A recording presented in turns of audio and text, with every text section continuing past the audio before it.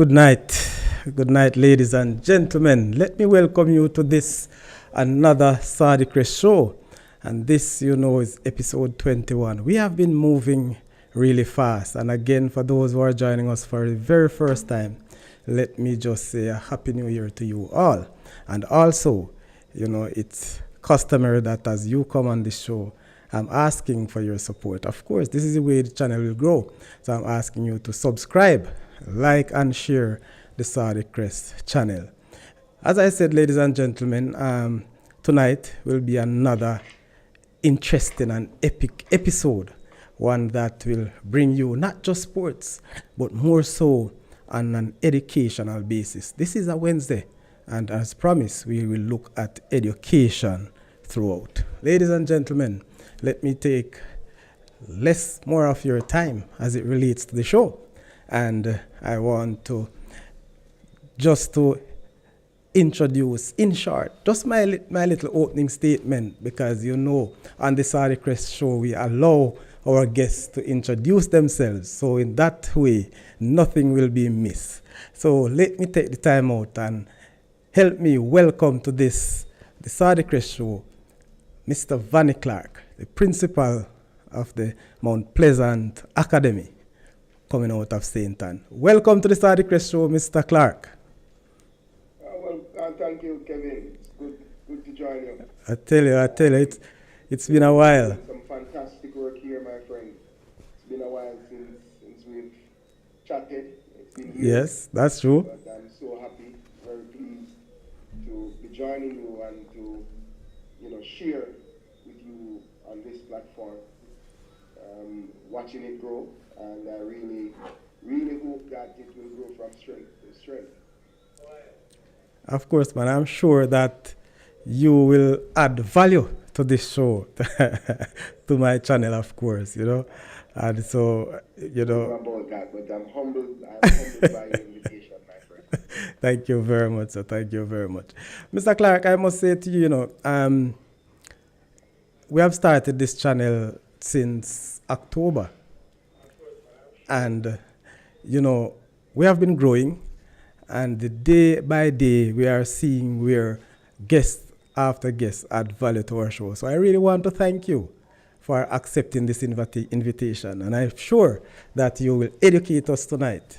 You will give us rich information as it relates to you and your job. And so, again, welcome. So, Mr. Clarke, in a nutshell, sir, it's you. I want you now to tell Jamaica, tell the world who have not yet heard or know everything about Mr. Clarke in a nutshell. Who is Vanie Clarke? Well, Vanie Clarke is currently the principal director at Mount Pleasant Academy. But I think Vanie Clarke is that person who is desirous of helping youngsters grow. It has been a life passion of mine. All my life I've worked with youngsters. In most instances it has been working with boys, and for me I think one of the most important things that you can do as a human being is assist others to maximize their potential. So if I should sum up Vanie, it would be helping others realize their potential. Very good, very good. That's me. And so do people. I can tell you, back in the days, while Vanie Clarke was at another institution as a coach, well, no problem. We could say Brownstone High to be exact, and I used to coach at Yowatan High School. Year to year, we used to have our practice matches, and so we used to share a lot of ideas. From then, I know that Mr. Clarke here, the principal of the Mount Pleasant Academy, is not just an individual who wants to win, but an individual who respect and believe in youth development. So, sir, maximum respect again for coming here. Thank you for the kind words. Thank you for the kind words. Of course. I keep trying each year. 1 year I'm going to beat you. I am not too sure you'll get that chance again, sir, because I am not in competitive coaching. That is what I realize. But never mind. I mean, where I really, your shoes, I can't step in your shoes just now, and not like I'm doubting myself, but you have taken the lead, and I'm really happy for you. I really love the work that you are doing. You have actually, to me, take a step away from the traditional government institution. And I don't want to say farm, but you are actually running what we believe is a simultaneously sports and education, one that both walk hand in hand. And we have known that for years. As students, we were taught that if we are in sports, we must also look at the aspect of our academics. So, Mr. Clarke, why Mount Pleasant Academy? What pull you away, or what drive you from the government institutions, the regular, high school system?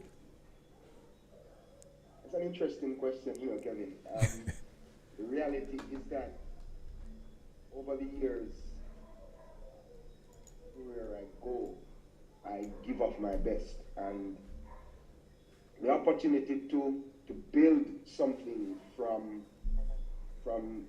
ground zero up, and to put your own touch to it, to put your own thoughts into what it will look like at the beginning, but also to help it grow to what you hope it will become in the end, is almost too good an opportunity for anyone to pass up.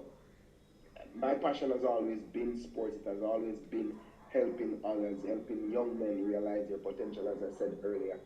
And this brought both of them together. The opportunity to create an educational environment for the sporting mind was the allure that really pulled me in. Because being in the public education system for years, and sometimes former colleagues of mine would say that, I behave as if I'm not one of.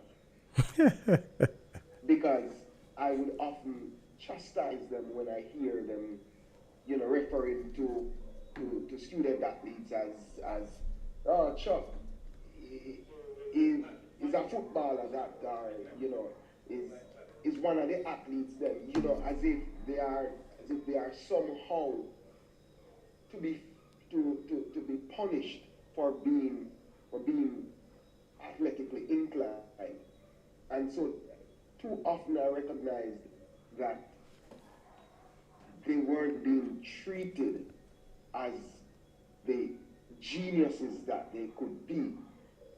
And I think during my time, certainly at Brownstone High School, I I spent a lot of time working with working with some of those kids who were not so academically inclined, and I recognized that you had to see things from a different angle if you wanted to reach them. I remember one particular youngster who came in and was struggling to read, Kevin.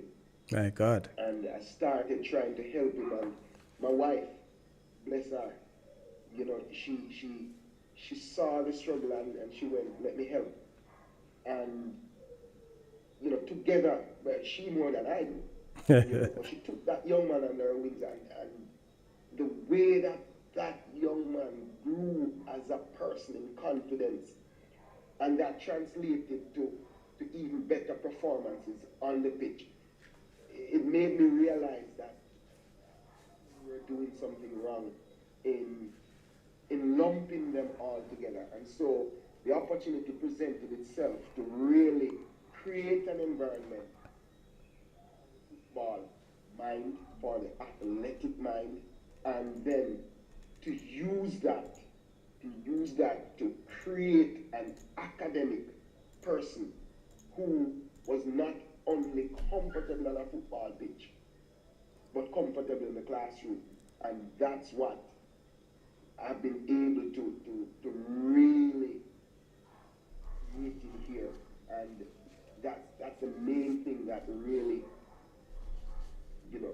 dragged me here because it was an opportunity to really make football, sports, and academic have a symbiotic sort of relationship.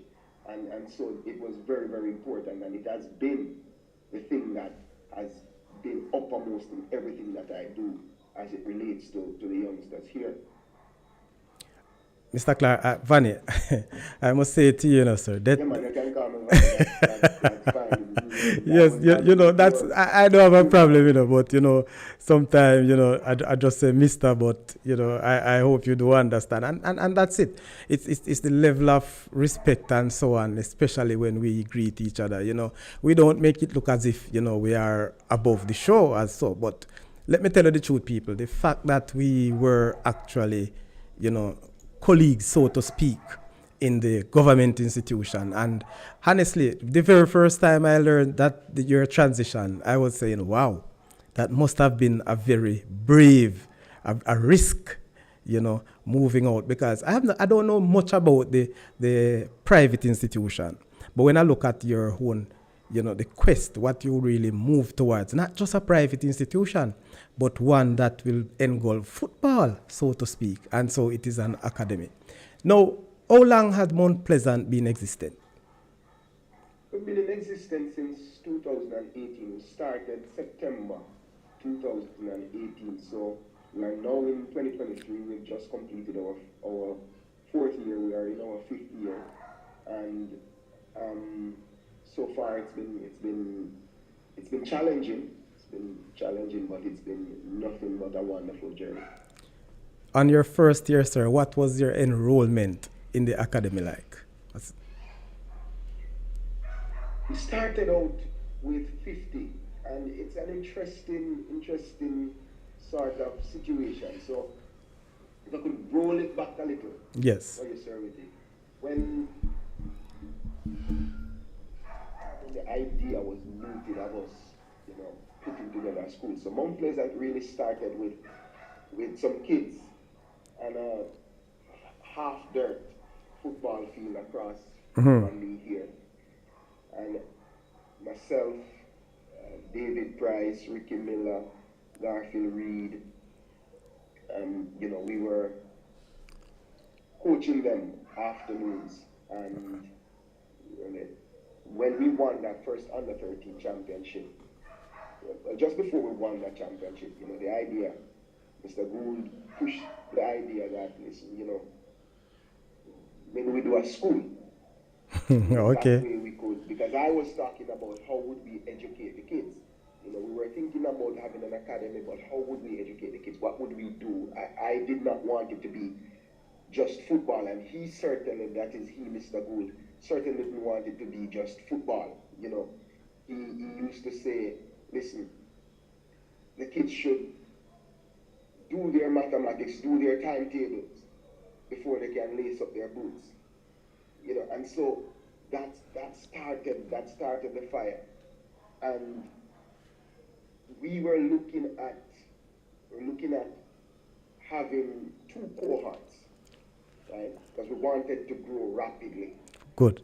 And so the idea was start with grade 7 cohort and the grade 9 cohort. And so in the main, that first year when we recruited, it was 100% about hitting numbers. It wasn't anything about football really took a back page.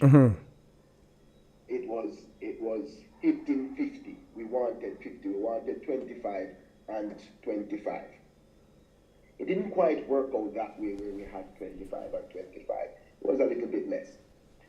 But by the middle of the term, we were there. Okay. And so we started like that. And then, of course, by the time we got to January, kids were calling left, right, and center, how can we get in, how do we get in, and we took in a few more. So we really started with 50, and then year 2, we moved that number to 75, and then after that, we got to as high 108. That's where we topped out in terms of numbers. But then we we lost a few of the kids, and then there were some who is a place where our motto really says excellence a way of life. And so there are kids who come in and they if I were to ask you, you know, what's the first ingredient in excellence, you know, perhaps you would tell me discipline. You know, because you're not going to achieve anything Without discipline. You're so right, man. And so a lot of those youngsters, those first set that came in, didn't want that kind of discipline. They didn't want the fact that they would be at the academy for extended periods. It didn't work. They didn't want that. So a number of the boys, especially the ones from Kingston, a number of them couldn't stay. Okay. Couldn't stay. Right. And so we then throttled back. The years of COVID really hard. During that period, we had like 33 boys here throughout the pandemic period. Okay. And right, and then but that it wasn't 33 on roll. It was 33 here, whilst we had another 37 or so at home. So currently the academy is at 68 kids. But the reality is that we wanted to recapture the family type experience that we had in year one. And I think we are there now. And it's about supporting these boys and ensuring that they maximize their potential. So, you mentioned you have lost some of your boys, which I do understand you have explained in terms of the discipline or indiscipline there. Tell us, Mr. Clarke, how do I get a boy or get my child into Mount Pleasant? So, the easiest way to get your son, as of today, we still aren't enrolling girls. We haven't figured out how to do that yet.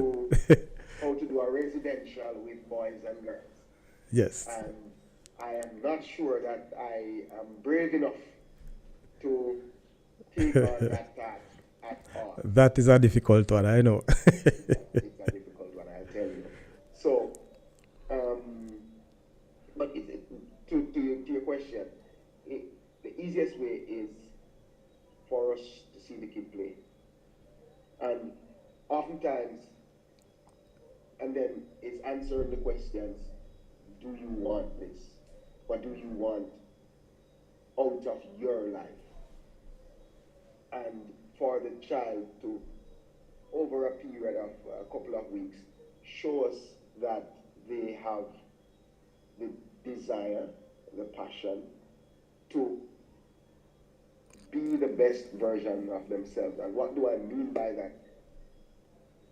We take boys who really sometimes, when you look at the football, I've heard many persons say, what is that one doing in the academy? It's a football academy. What is he doing there? But that child has the passion, has the desire, and has the discipline for learning. And one of the things that all the kids will tell you, you meet any child who have come into Mount Pleasant, and the first thing they'll tell you is that on day one, when they meet me, the first thing that they hear is, if you cannot play football, you can stay.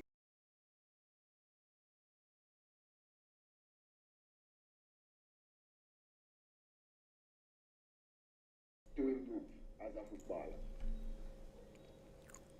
But we'll work with you. Use your academics. You cannot stay.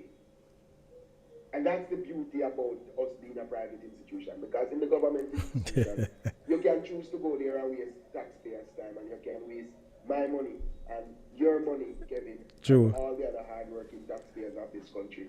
And the government say, look here, it doesn't matter.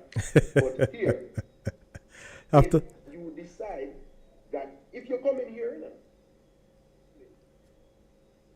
come in as a dumpling, nothing is wrong so long as you're going to be having some gravy on you when you're going out. But you cannot come in as a dumpling and go out as a Johnny Cake. It's not going to happen.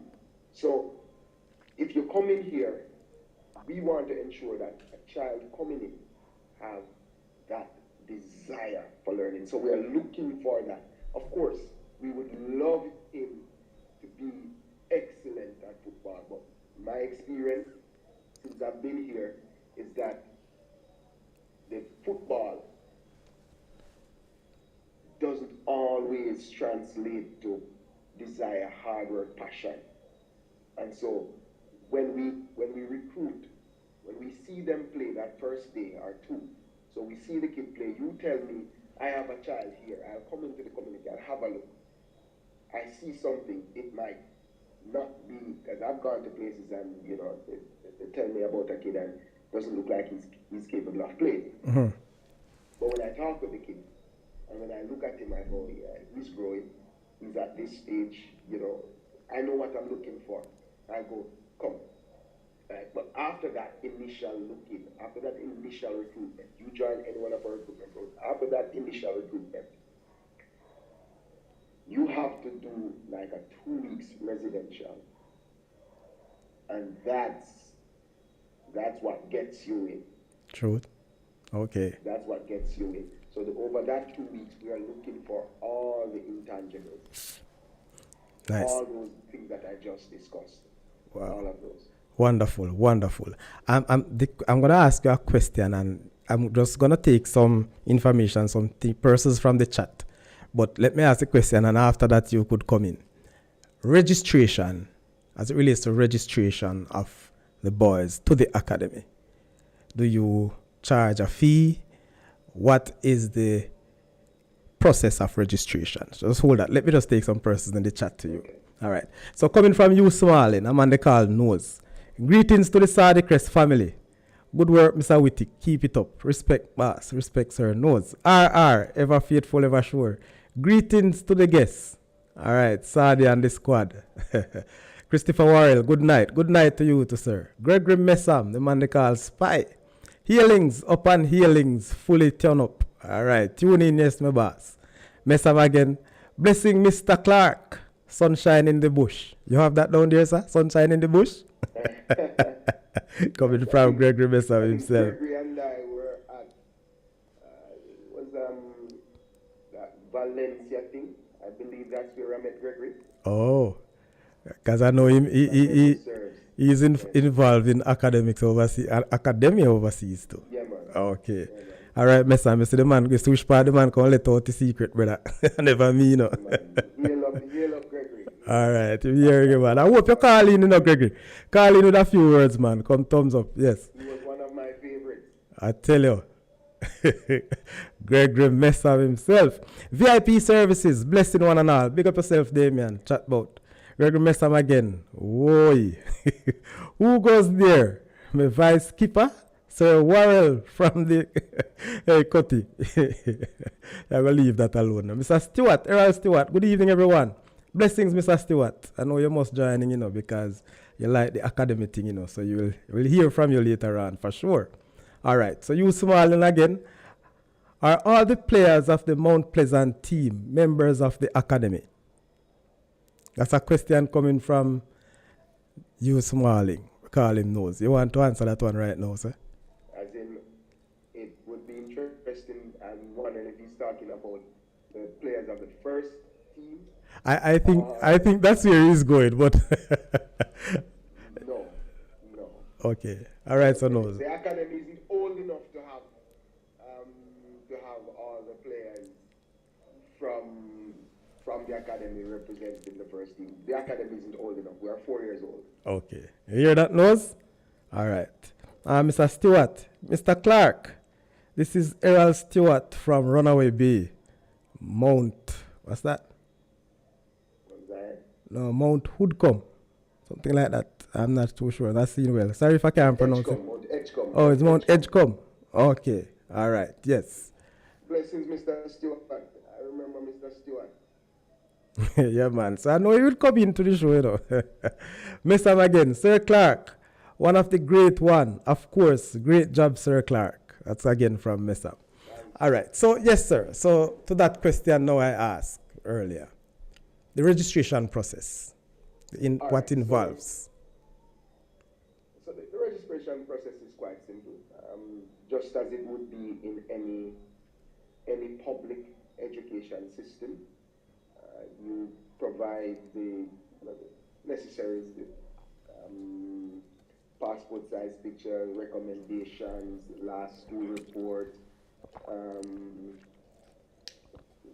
your immunization cards, all of that. The difference with us is that we ask, most times, we ask the parents to take in the passport day one. If they don't have it, we tell them try and get the passport ASAP. Okay. So that's something that the other high schools wouldn't necessarily ask for. But also the medical to get into the academy is done to FIFA standards. It's not your regular, Practitioner. medical. Not the regular practitioner. No, it's a lot more intense, and we do use the orthopedic surgeon. Let me complete this point. We bring in the different specialists, so we've been able to identify kids who were very good players, but when they did their medical, they had arrhythmias. We found there was one who had a what you call it, a hole in the heart. Wow. Yes. We've identified kids with rare diseases that I don't remember the exact name of that one, but I think Doc says it's like 0.001% of people who actually get that one, but it's a blood disease that his wasn't very, very bad, but it's something that the concern. If it's triggered, then he just shut down instantly. So it's a very intense medical screening process. If you fail the medical, then unless it's something that we feel can be rectified, so persons have failed the medical, all right, and that has said, listen, this one can do corrective surgery, and the Chris, that's a good one. We'll support around that and have the surgery done, and we'll still take the child. So there's that, but you had also extended a question to ask about costing. Yes. All the kids will get a scholarship to Mount Pleasant Academy. As at now, that may change. I don't know. But as at now, all the kids will earn a scholarship to Mount Pleasant Academy. They pay not one red penny for any registration. There is no book that they pay for. There is no uniform. There are no pins. There are no badges. There are no epaulets that they pay for. There are no ties that they pay for. What the parents need to get the kids: get them a belt, get them school shoes, a black one. Get them a school shoes, and get them their underpants and so on. But the uniforms, we provide the the school bags, we provide the books, writing material, everything. Mr. Clarke, Everything we provide. this is too good to be true, you know. This, Well, it's 4 years through. this scholarship is too good to be true. And on that note, I'm going to take the first call for the show. Good night, Mr. Stewart. You're live on the Saudichress show. Welcome. Hi, good night, everyone. Good night, Mr. Clarke. Good night, Mr. Stewart. Hey, how are you, man? I don't remember me. I used to be associated with the Runaway Bay Football Club. Yes, man. And also the Mount Edgecombe. You remember? Stewart from Mount Edgecombe. Once I heard the name Stewart from Mount Edgecombe, I remember. Yes, man. I used to be associated with it there in Major League and so on. I used to be the part of that club there when we used to, So I remember you when I remember Danny Beckford and all of those men, So I didn't even realize that.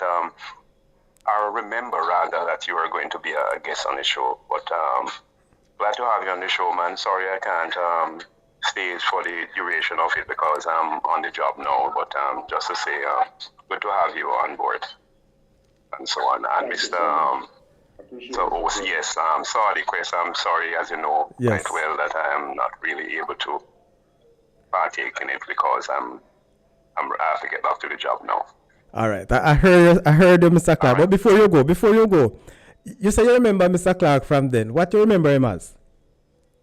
No, man, he used to be involved in the football in the parish. I remember even once I was one of the person who voted for him for when we were running for, I think, presidency or running for the administration of the parish.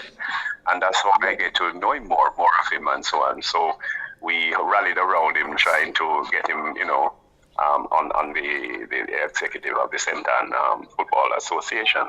Oh. And so on. So I know him then, that's why I got connected to him, and we spoke a few times and so on, but then I left and I have not communicated with him. So it's first I'm really hearing him or seeing him from that time.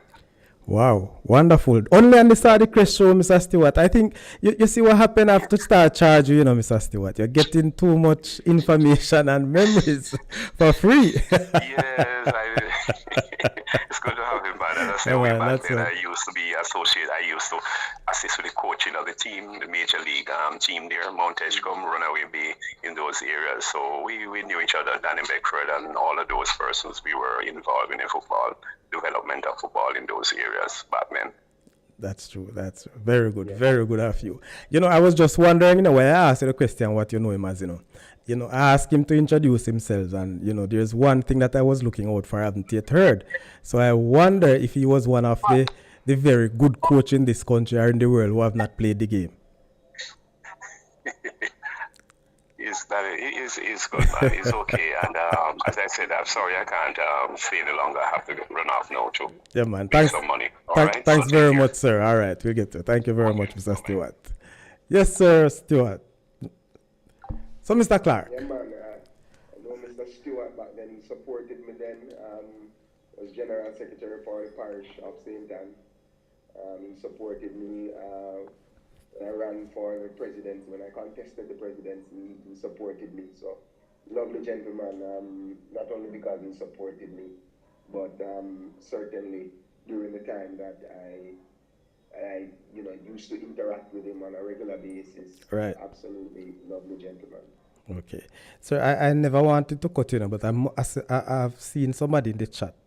And because of what that person said, I really have to take the last two in the chat that came on. So, RR, is there any other league the academy a part of, a part of beside the JPL? All right, so he's asking what other leagues the academy are involved in. But hold that for now. But I've seen where Vanie Grant, you better believe it. You better believe it's true. And I think she's actually making that comment based. I hope that Vanie, right? Have you know that person, sir? It might be one of my parents. Very good. All right. So, Vanie Grant, again, she said, me better believe it's true. It must, because I said it's too good to be true. So thank I you think very it's much, something. Johnny, for joining us. Please continue, stay the course of this show because I'm sure that you probably have a lot to say and to inform our viewers of what the Mount Pleasant Academy have been doing, and maybe in particular to you and your family, more so one of your son or maybe two, don't know. But that's how I like the parents to Not sure. participate, and I'm sure that you get good parental participation at the Mount Pleasant Academy. Yes. Absolutely. So it, as I said to you, to be honest with you, it's really good. It's really good that you offer a scholarship of that magnitude.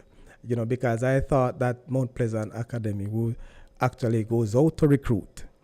How do you recruit your players, your students, so to speak? Because we're dealing now more of that. How do you recruit your students? All right, so the recruitment process now, generally, we put out an ad and we'll say we'll have, in the early days, we used to have recruitment exercises around the country. We went east, we had one in Kingston, we had one in St. Catherine of a smaller nature, and then we would normally have one in St. Anne. So that's how it was done in year two. Last year, yes. Time is a little bit jumbled when you're factoring the COVID time in there, but we had the kids coming to us at Mount Pleasant for a couple of days first. So we just put out an ad, persons would register online and then they would come in. We have a day of where we put them in groups, take them through the paces, and then we select from there. And after that, we go to the residential part of it where we, last time we had a recruitment exercise, we had over 800 boys registered. Sir, we think? Continue, man. Continue. Okay. We had over 800 boys registered. It's a massive, massive day. Sports Max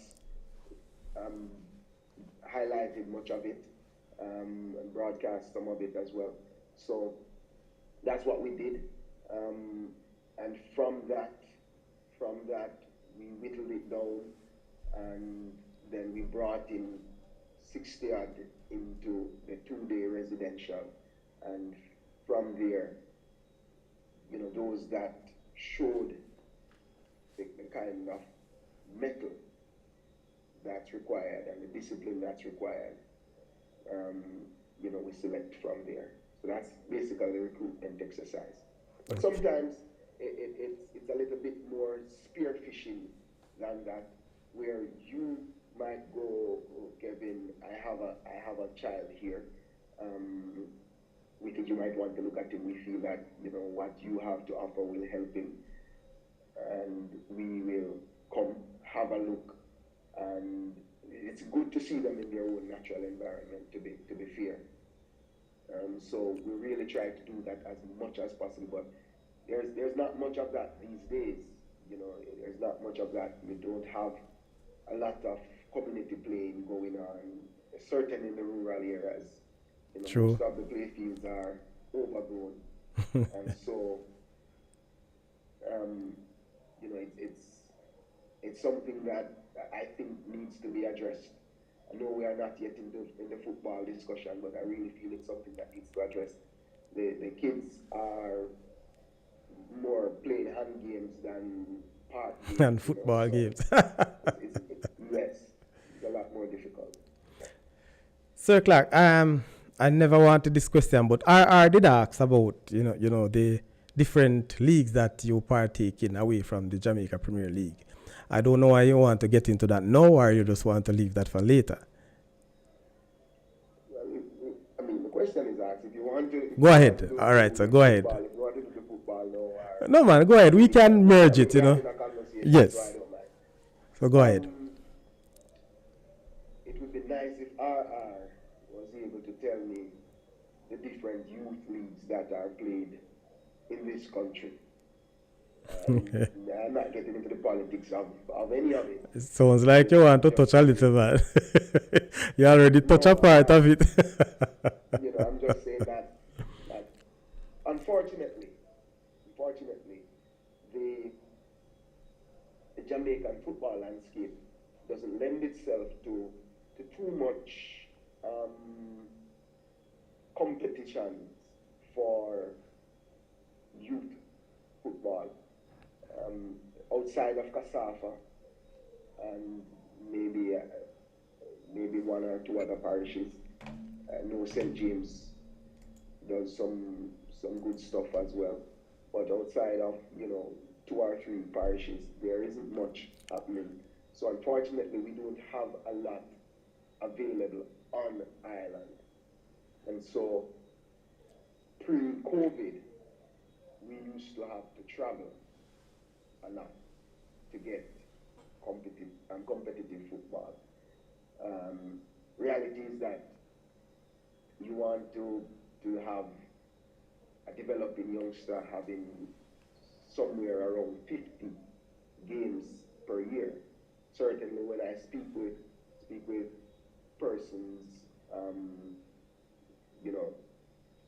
in positions such as myself from places like Germany, they are saying, their kids total 50, 55 games per year. Our Okay. kids are totaling 55 games by the time they get to 20. Harsh reality. So, yes, so that's a tough thing, It means we have to travel. Our as we did last year, played practice games across the country. We were just traveling across the country playing games to get the kids enough games. Because ultimately the aim is not so much the competition, but the development. The development. So it's a process. RR did responded, and he was saying, he said that Phoenix Academy U17 versus Mount Pleasant Academy U17. Have you ever had any competitive game across or with other academy in Jamaica? We've had matches. Take competitive to mean you're playing for a trophy or something on the line. For me, they are practice games. We haven't played Phoenix. We played the last time we played Phoenix, I think it was in the Cayman Islands, or at Arden Gardens, something like that. But it's been a while. We haven't played Phoenix in a long time. Okay. All right. We have our next caller here on the line. Your very good friend, associate, Gregory Messam. You're alive, sir. What say you? How are you? Greetings, Sir Kevin. Greetings. Sir Clarke, how are you, sir? Greetings, Gregory. Blessings, man. As I was listening to your the question that Sadi asked, I know that you guys young, like 4 years with your establishment. Do you guys affiliated with any overseas club at the moment, or it's in the pipeline? It's in the pipeline. I can tell you that we've had multiple discussions. I just said to Kevin just now that in discussions with German counterparts, I actually had a very, very long. In fact, it was about a week I spent with Edin Terzic of Borussia Dortmund before he was appointed manager. He was then the sporting director, with a view to us putting together a partnership. That those discussions were very good. We've had discussions with Inter Miami. We've had discussions with AC Milan. We've had discussions as recent as this week. We had the former owner of Sunderland here. Yeah, that's a great step, Mr. Clarke, because now you're spreading your wings, North America, South America, and all those is a good method for that because development of football. And it's so funny. I'm laughing as you're saying about our youth. We don't have a youth program now in Jamaica, so to speak. Otherwise, no. From now we have a U17, but I think we need those leagues to start develop our talent, knowing that there's so many questions I have to ask about. I can't get even with now that Theodore is at your institution and I know he's doing well. You know what I'm saying? But for us to be amongst the great, we need the youth. We need youth developments, and that's a great move from what you guys doing. I know Craig Butler is also doing it, and a few other people, but you more established in terms of preparation and worldwide. Because I mean, like anybody can start an academy, but at the end of the day, something temporary. I look for something way, to develop. You get me? Yes, yes. Yeah, man. It's something, Gregory, that we have to start looking at seriously. When you think about the training age versus the physiological age, I mean, it's crazy. It's crazy. You have a kid coming to us at age 15, and really by that time their technical proficiency should be developed. But they're coming to you at age 15, right, and you're teaching them to receive a ball, you're teaching them to pass a football. It's almost too late. By then, their European counterparts are looking to well, but Sir Clarke, I never cut it, not even to Europe, even with same Central America here, with the kids that here is way, you know what I'm saying? Exactly. You're perfectly correct. I mean, you look at Uruguay. It's a great example. Uruguay have over 140 players spread across the top leagues in the world. And Uruguay's population is about the same as Jamaica's. A youngster in Uruguay has already played. By the time they get to 15, they've already maximized their 10,000 hours. That right. That 10,000 right. hours. They have already done. And not even that. Not also looking towards going pro too at that age now. Yeah. So Gregory, what's the name of? At that age. Sorry, Gregory. Go ahead, Sir Clarke. Gregory, we are nitpicking and talking about schoolboy football. I am not talking schoolboy football at all. It's the best thing for Jamaica. It's the only thing we have. So we have to love it and cherish it. But really, if we are talking about moving into another level of football development, if we are talking about really competing with the best of the best, then absolutely we have got to move towards giving the kids the kind of experience that is available through clubs, academies, etc. And the structure across the football has to improve to allow the kids to be able to develop, or else we are forever going to be talking, and berating. And when I say JFF now, I don't necessarily mean the handlers in there now. We're going to be talking. Yeah, I know. Yeah, because I could go ahead and criticize, but you know what? I'm as a former player and I'm just like, man, in whatever way I can help and raise instead of criticize. You know what I'm saying? It's just try, forget people on board to help, because the honest truth, we've gone looking towards the 2026 World Cup, and we're like, yeah, because there's 3 slots taken by the Mexican, the Canadian, and because they're going to be the host, and people is like, yo, it's going to be easy for Jamaica then to qualify, and I'm like, no, it's not going to be, because you know what? Everybody in the Caribbean improving, and we are not. You know what I'm saying? In that, you get me? So it's going to be a tough road if we don't start now getting you know what I'm saying, figure out, you know? Yes. Yeah, man. And if we're thinking long term, then we absolutely have to start working today. We have to start working today. The seeds that we're Right, going to sow today, they will mature. They will mature 20 years from now. But we've got right, to start somewhere. right. Yeah, man, yeah, I like it too. Because I mean, I've even in your academy, I have Mark Thompson, a good friend of mine, his son. I think Hmm. his son, Marco. York Yeah, Castle, man, yeah, Marco. right, yeah, right. So, yeah, man. So me keep in tune, and at one point, my son actually was there with you for a part time also. You know what I'm saying? Hmm. Hmm. When I think when Coach Ducky was there, yeah, Yes, yes, I remember. yeah, right. But yeah, man.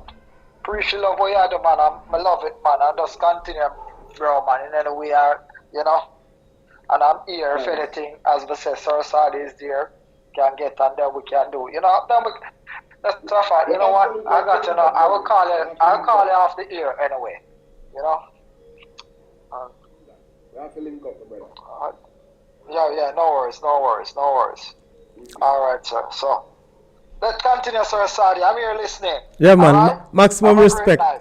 Maximum respect, man. Yes, Ever sir. present Gregory Yeah. No Messa. worries. Chat No bout. worries. No worries. Yes, No sir. worries. Right.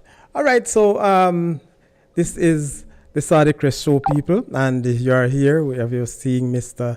Vanie Clarke, the principal of the Mount Pleasant Academy. He's also the coach of the York Castle Doncaster Cup team for this year, who have made it to the semi-finals of the Ben Francis Cup. Is it that right, Mr. Clarke? And I don't know the history yet, but later on we'll get a little more of the history as it relates to your castle and how far, because Mr. Clarke is also your castle is his alma mater, right, sir? So he has decided to put a little emphasis or some work in your castle. Sir Clarke, speak to us about the curriculum, more of the educational part of your academy now. Yes. So I think in order for me to adequately capture what we're doing academically, Kevin, I think it's important to just take a second or two to look back. Yes. When I started here, the whole idea was to wrap the academics around the football. And what do I mean by that? I started from the premise that these boys are footballers. So first and foremost, recognize that, Okay. embrace that, treat with that. They are footballers. So they are footballers who are students. So a Yeah. lot of times what happens is that in the traditional high school setup, everybody's forcing them to be only students. You have been there, you know what I'm talking about. That's true. Everybody's forcing them to be students, and they get berated for every little thing because, oh, they're a footballer and they are the worst things in sliced bread. And you have those who everything to identify the negatives that they do. So that was the first thing that I did. When I met with my staff, I went, listen, they are footballers. They do not think like us mere folks. When you think about a Brian Lara, he's special. So don't think that he's regular. True. And the minute you start accepting that he's not regular, he's a human being, but he's not a regular human being. He entertains us. Right? So the minute you start thinking that, okay, he's not regular, and you're not going to treat him as regular, you are going to treat him as special. Okay. So all my boys are special. we started from there. And we go, all right, now, how do we deliver math, English, science, all of that to them? Because our curriculum encompasses the sciences, the arts, all of it. We, up until I lost the services of my Italian teacher in January here, we were offering French, Spanish, and Italian in foreign languages. Oh. Right? But what I'll tell you also is that we never attempted to offer English language as if it were our own language.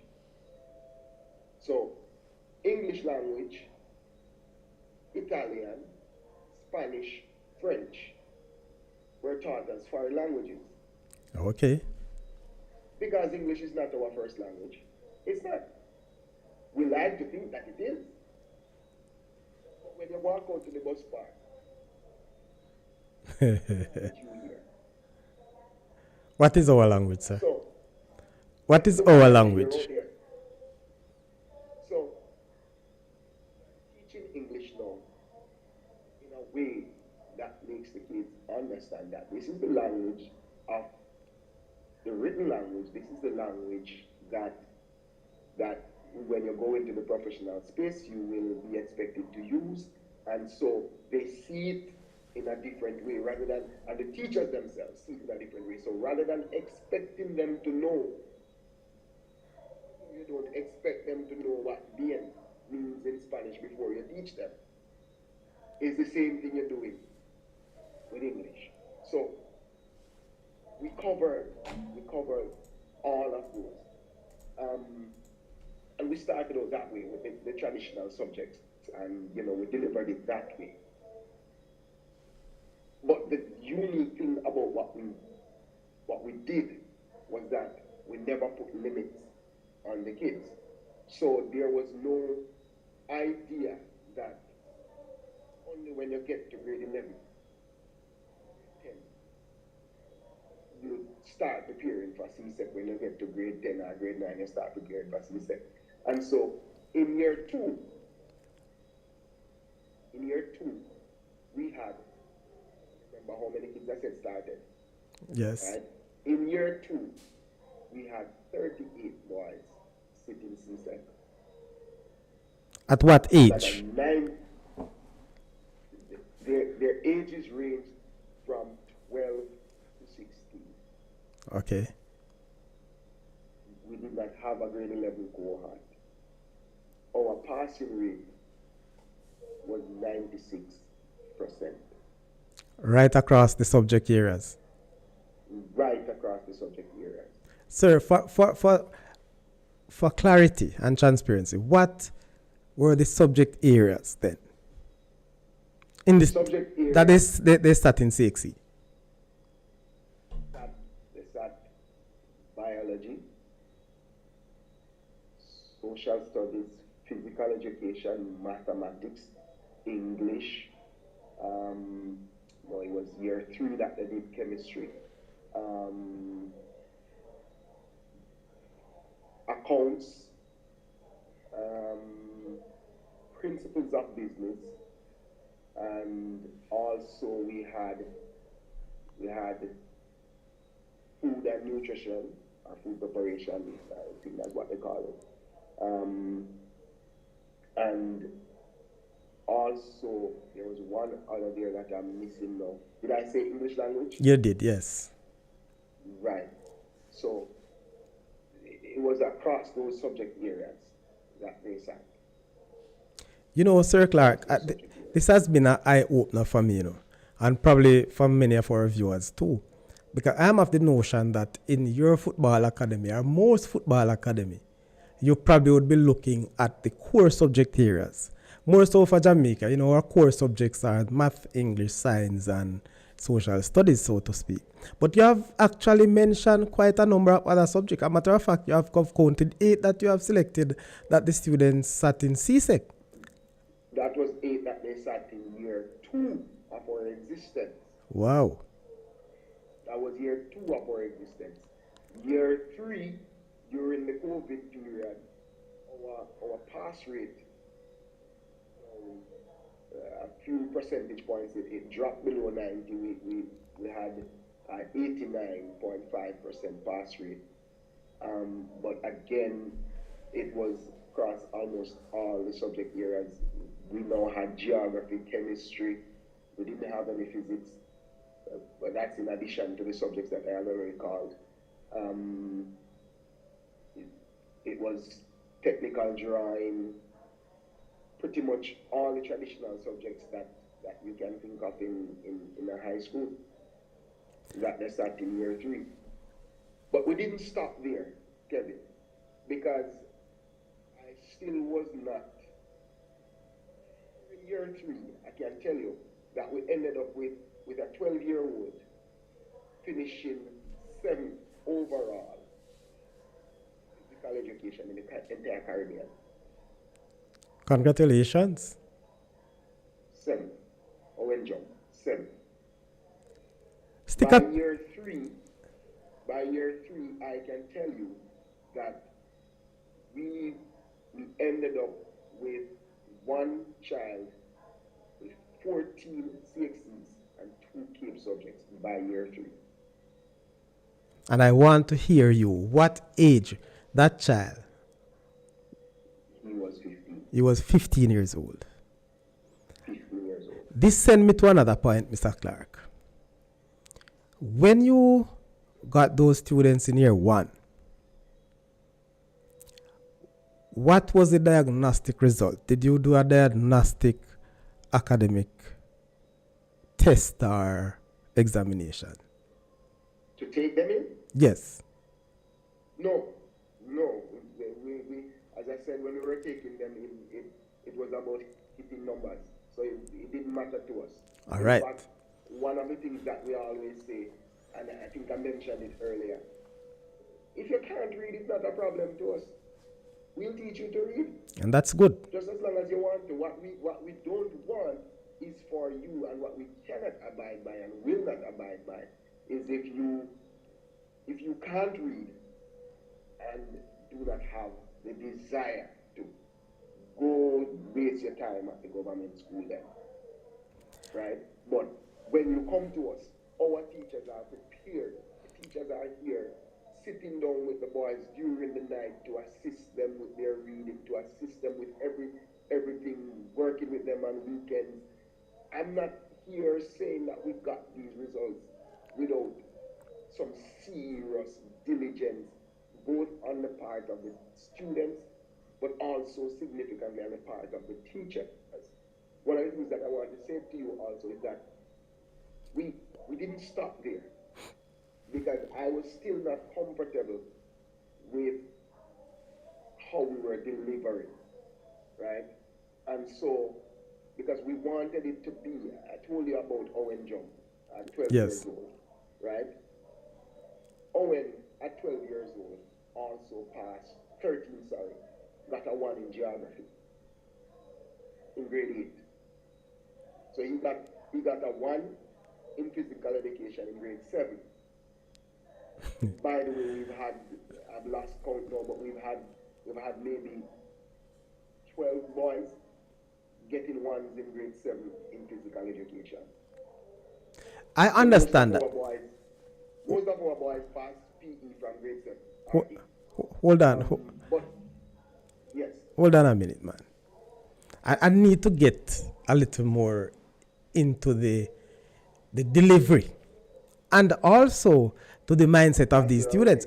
Because let me tell you, sir, and maybe I might sound a bit jealous or naive, but what you are saying to us now and the performance of these students would have given me this idea that Mount Pleasant Academy in St. Ann is comparable to a Campion College, just using one school for a comparison, based on your results.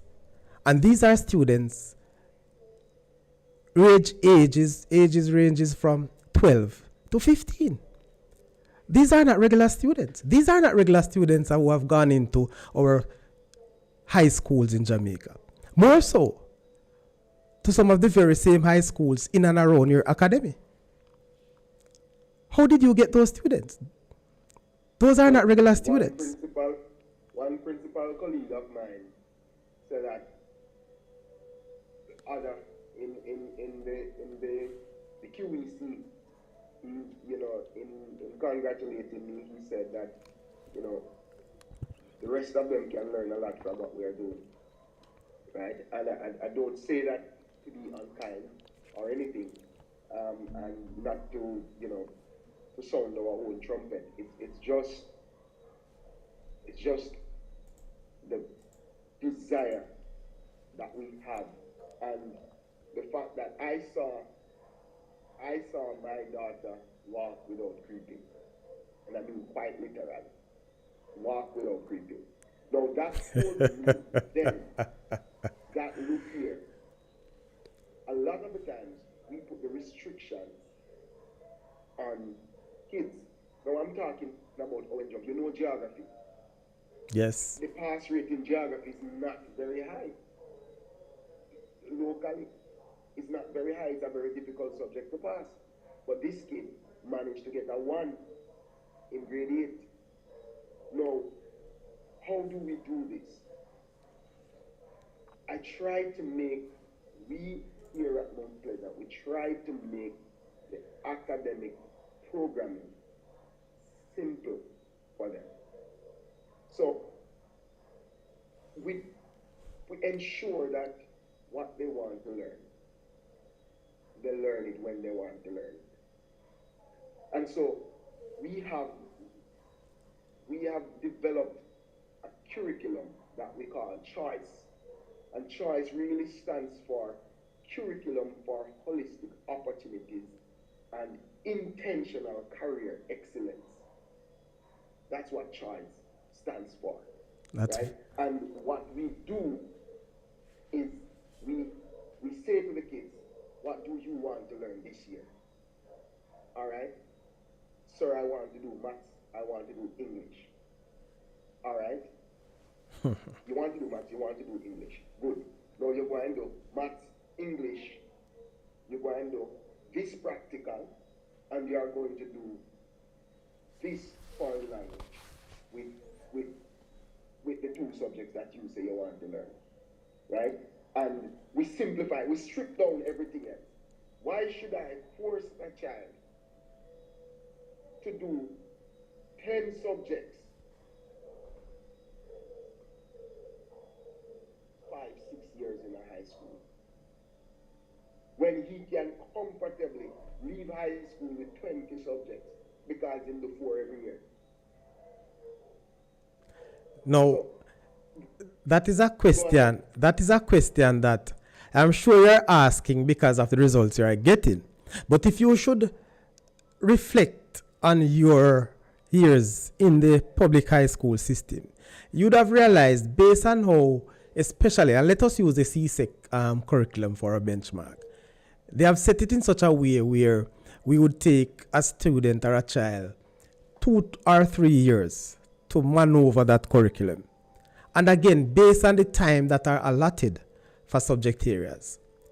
So you would have known that, and maybe that's one of the things that you brought in. But what surprised me, and what I will continue to ask, what I would love to see myself, is that the fact that you get those students at that tender age, not just to pass the subject, because to pass a particular subject or any subject at all, you must have a level of discipline.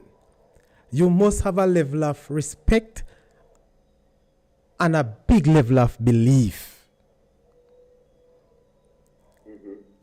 What kind of staff do you have? Where do you recruit your staffing from? Am I to believe that these staffs members, more so your teachers, are your own Jamaican, your own St. Anne, your own parishioners from different parishes here? Jamaicans. Same Jamaicans that would normally go to foreign and do the same. Look here. Listen, go ahead. Really support, Kevin. It is, as I said to you earlier, every teacher who comes in,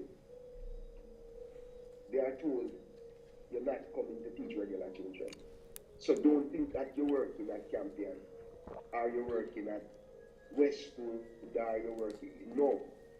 You're coming to teach boys who are going to not want to be at class, but they don't have anywhere to hide here. They have to go to class. Okay. You're coming to teach. That's nice. You're coming to teach boys who are going to be in class, tell you that they want to sleep because they trained this morning. But you have to find a way. So that's one aspect of it. Then there's the other aspect of it where the kids is constantly hammered into them that live here. Yes, you think you want to be a footballer, but the ear at the top is very, very thin. So it's only all of you are in here not necessarily become a pro footballer. And then what happens? Any number of games can play to prevent you from becoming a pro footballer. It can be an injury, it can be bad luck, it can just be, true. You end up don't cut it. True word. Right? True word. What do you do then? So all of them understand that. And then there is the intentional methodology that we take to it. You mentioned that in the public high school, you have 3 years to go through the curriculum for CSEC. It's the same CSEC curriculum we use. It's the same one. It's just that we say to the boys, listen, do you want to do math this year? Yes, I want to do math. All right. We go now and we strip away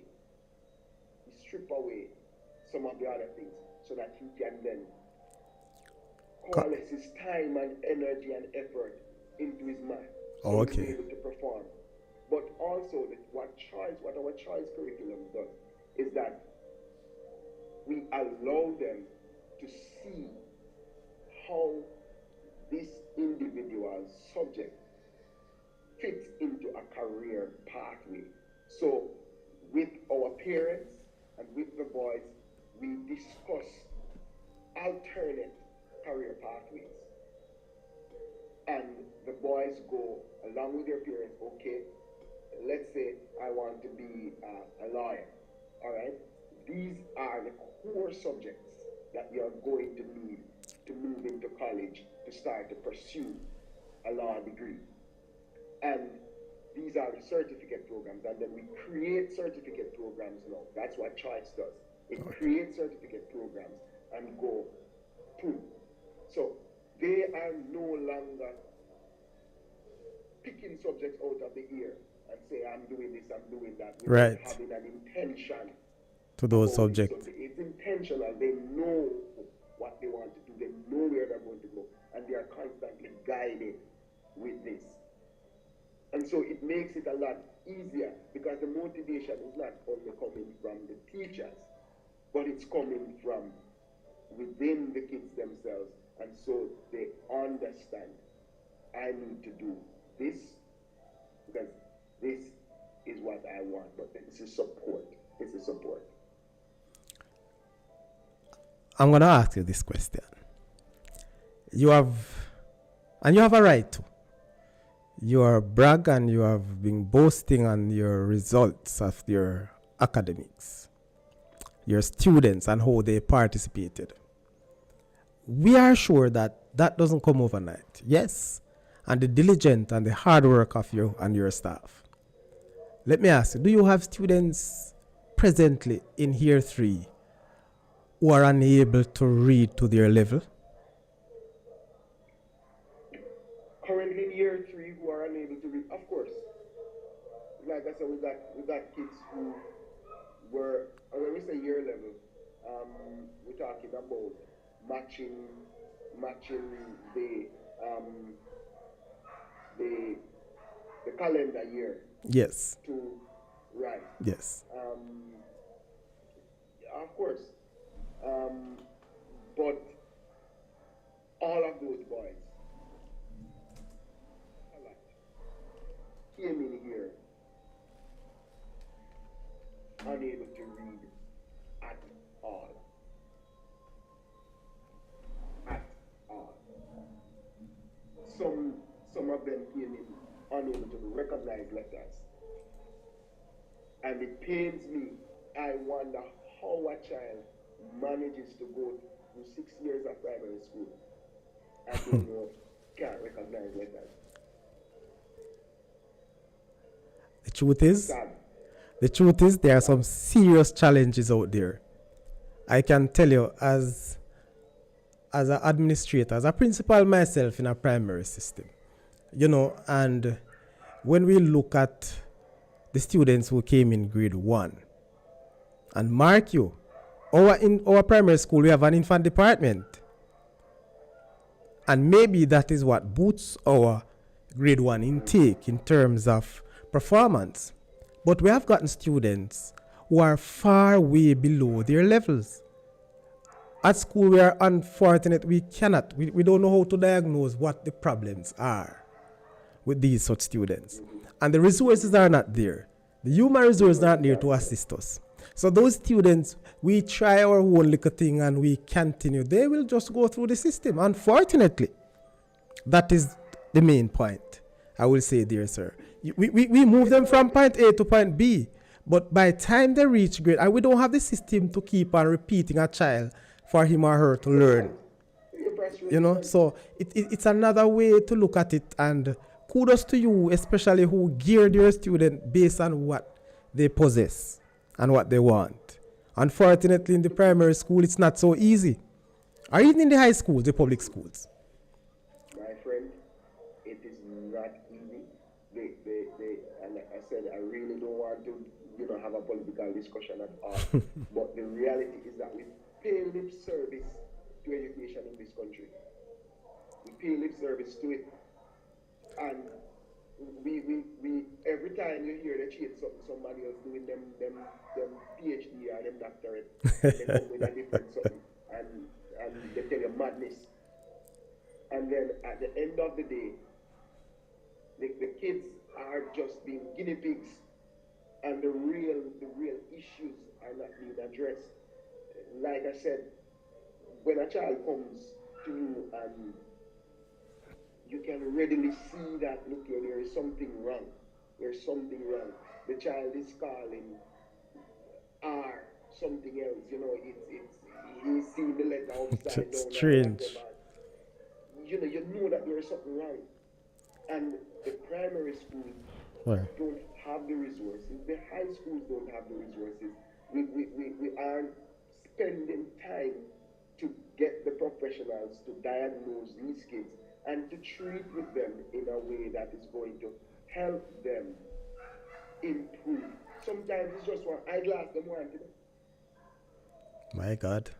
It's just eyeglass them want. But guess what? You in your school, you have to be policeman, you have to be lawyer, you have to be counselor, you have to be doctor. That's true.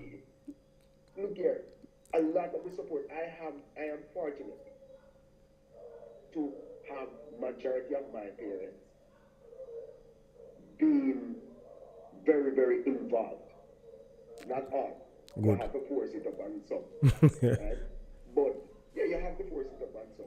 But I can tell you that in the main, my parents are very involved, and we do our best to ensure that when key decisions are to be made, when there are issues, that the parents are a part of it, and that they take the corrective measures when it's required.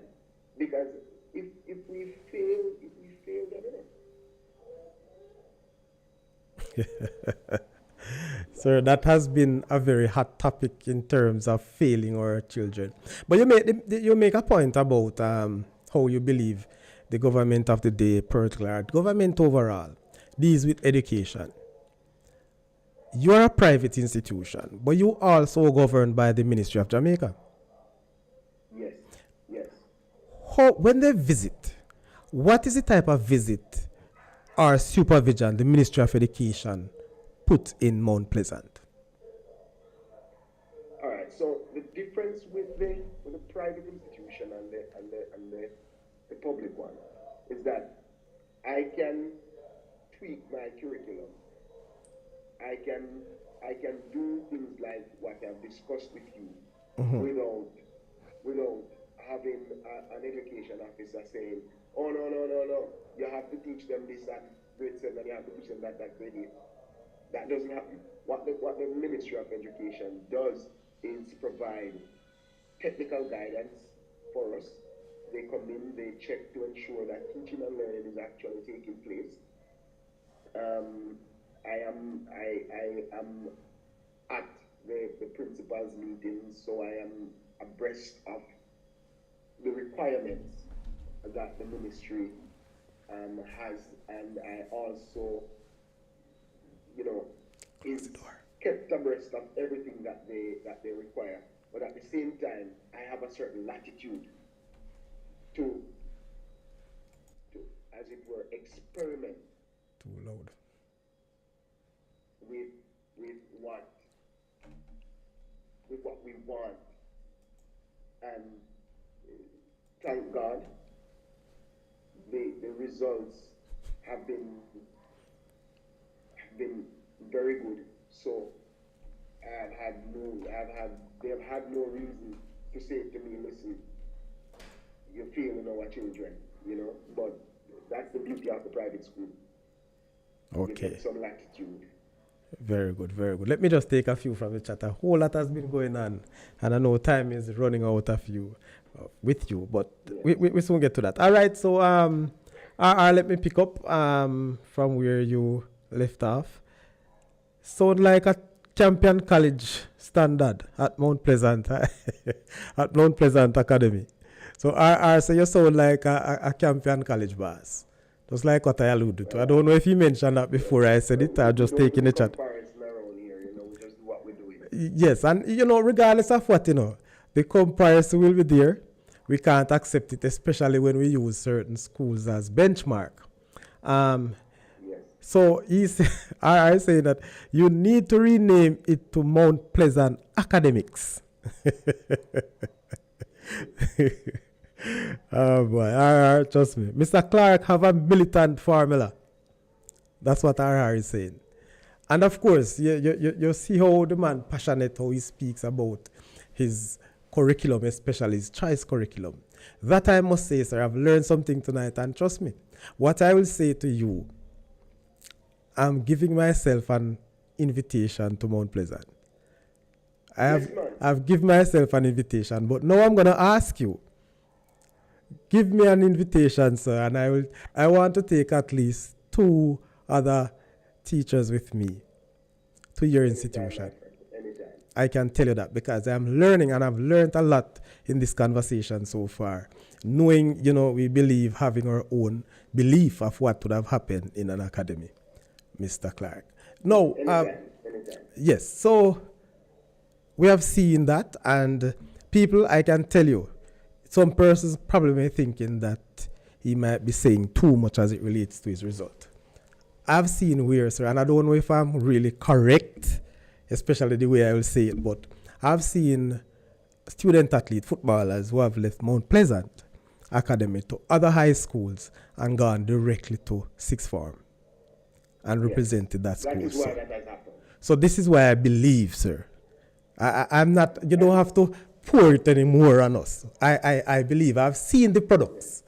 And those student athletes, those are not just academics. They have been doing very well. Very well. With that though, sir, before I get, because I want you to get some information out there more. All right, I am from school A. And I have a football program. Maybe it will be much difficult now, the fact that you are coaching Yard Castle. But how could I get some of your talented boys with education, with that high academic standard and both football standard to my institution? Right. So I think we're starting the football discussion. Yes, we need to. The reality is that I'm going to go into a little bit of choppy waters here for a minute. Yes, man. But when we started Mount Pleasant, we were very hopeful that given that, as I said, I alluded to earlier, that there's no real football in Jamaica outside of the proper ISA competition. And so we were very hopeful that we would have been accepted to the ranks of ISA.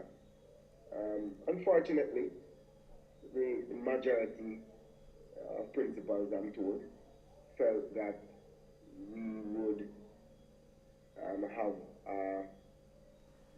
an unfair advantage, let's put it that way. And so it was better to deny the boys who attend Mount Pleasant Academy an opportunity to play with their peers locally, rather than have us be a part of that fraternity. Would have been nice, didn't happen. And so we ended up with rather than persons, like who you asked that questions, rather than persons saying to us, listen, we know you have some boys there, there's an opportunity, how could we potentially partner with you to have the kids play with us? The major issue with that would have been the kind of staff that you have, the kind of environment that you cultivate, Okay. and what your dreams are, what your passions are. Because if it's only about winning the competition, then that's not what we feel engender the kind of development that we want. So rather than do that, persons chose to recruit the boys away. And they told them all manner of things. And unfortunately, what happens is that the development of some of these boys have stalled. It's literally stalled. And so if we were to do that, as I said, it would have been in a case where the environment is controlled. It would require a relationship that would say, okay, what happens with the academic program for the boys? And because if they are going to go to X school, so for example, they are going to go to X school. You can call my school name, you know. Sir Clarke, you can call my school name, Edwin Allen. I give you permission to call Edwin Allen name. Okay, so they were going to go to, I won't be Edwin Allen, but Edwin Allen people and meet them. No, man, trust me. Me give you that. And them are my friend, you know. Who that? Mupi. Go ahead, man. Listen me, man. Me give you permission. Use the name. All right, thank you. So let's say they were supposed to go to, two boys would be going to Edwin Allen, for example, to play. How do you treat with their academic program, right? Yes. Bearing in mind that a lot of the boys be able to go directly to sixth form, but they are not yet of sixth form age in terms of Yes. chronological age. Yes. So do you put them in sixth form? And if they go to sixth form, what happens to the rest of their academic programming? Because they may have the number of subjects to matriculate to sixth form, but they are not done with their pre-sixth form programming. Okay. How do we treat with that? So those were logistics, but I don't think that if persons were willing to talk with us, it would have been something that was insurmountable, right? But that didn't happen. And we were recruited down to the bare bones. And, we built up back, and out of that, since we are now into the football, and when we were finally told, no, you're not getting ISA membership, then, well, before that, I sort of recognized that based on the rumblings I was hearing, that it was never going to happen. Yes. Right? And so we started that conversation with York Castle, and that conversation really was born out of two things. And one was a partnership that we were doing with Delaware State University. And And that partnership required us to have greater numbers than we currently have. Okay. And so we wanted numbers to do that. And we intend to extend that partnership to other high schools and across the country. But it was to get the numbers up first and foremost. So that conversation started there. Then it evolved into a sporting partnership as well. It then became a situation where we're looking at it and we're saying, okay, if we're not going to get ISA, then maybe we ought to start thinking about making this a wholesome partnership. And we did that, where we partnered with York Castle. It's a joint venture. So we are now literally like a second campus of York Castle. Okay. Right. So the boys, some are at York Castle some days, some York Castle students are here, that sort of thing.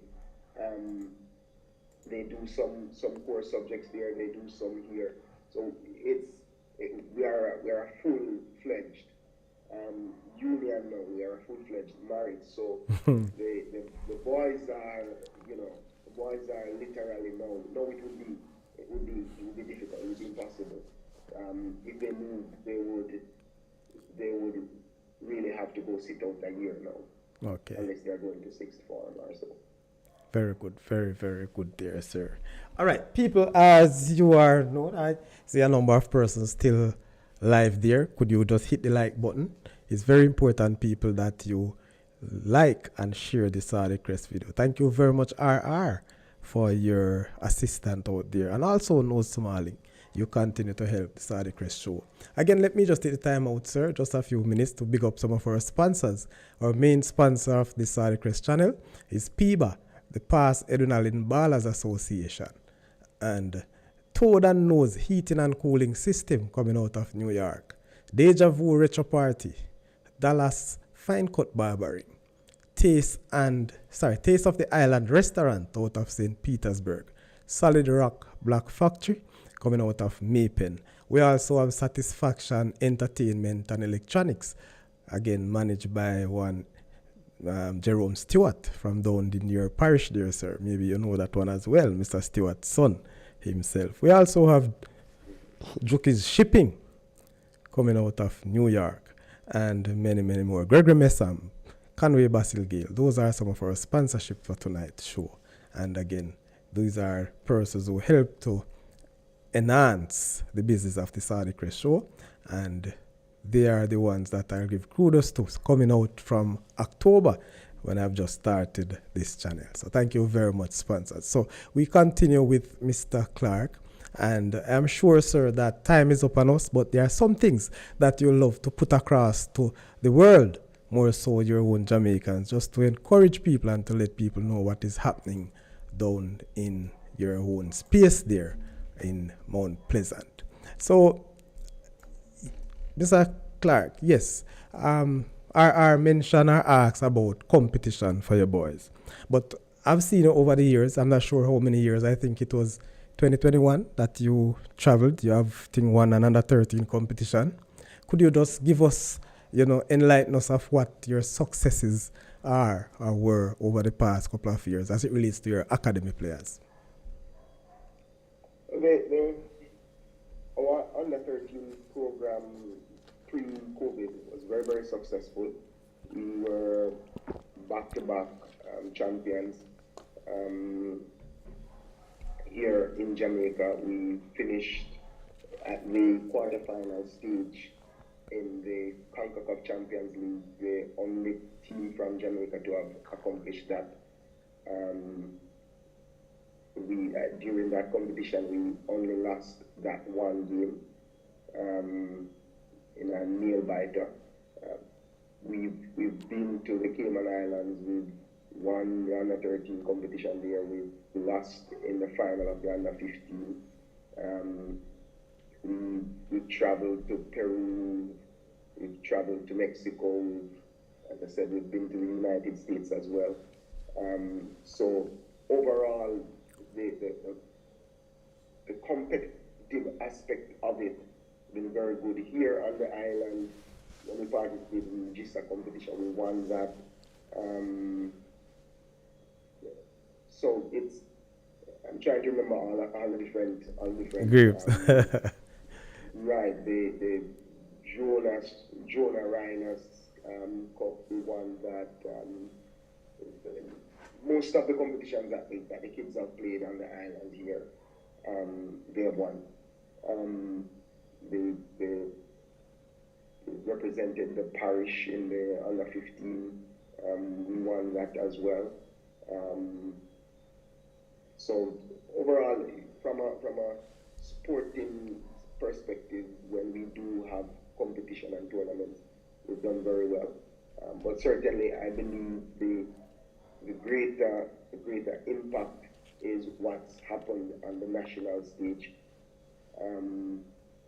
I don't know if you have persons from the national setup tuned into the Saudichress show, but the last under 14 team that traveled,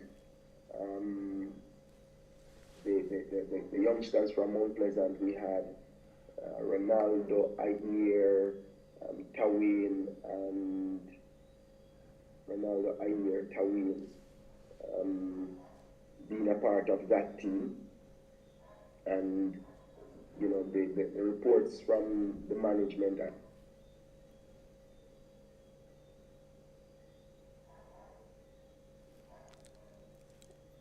We have lost your sound a while ago, sir. We have lost your audio. I hope that, are you hearing me?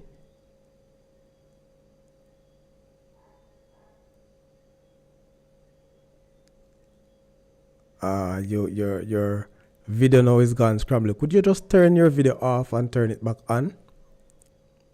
Nice. I am still not hearing you though.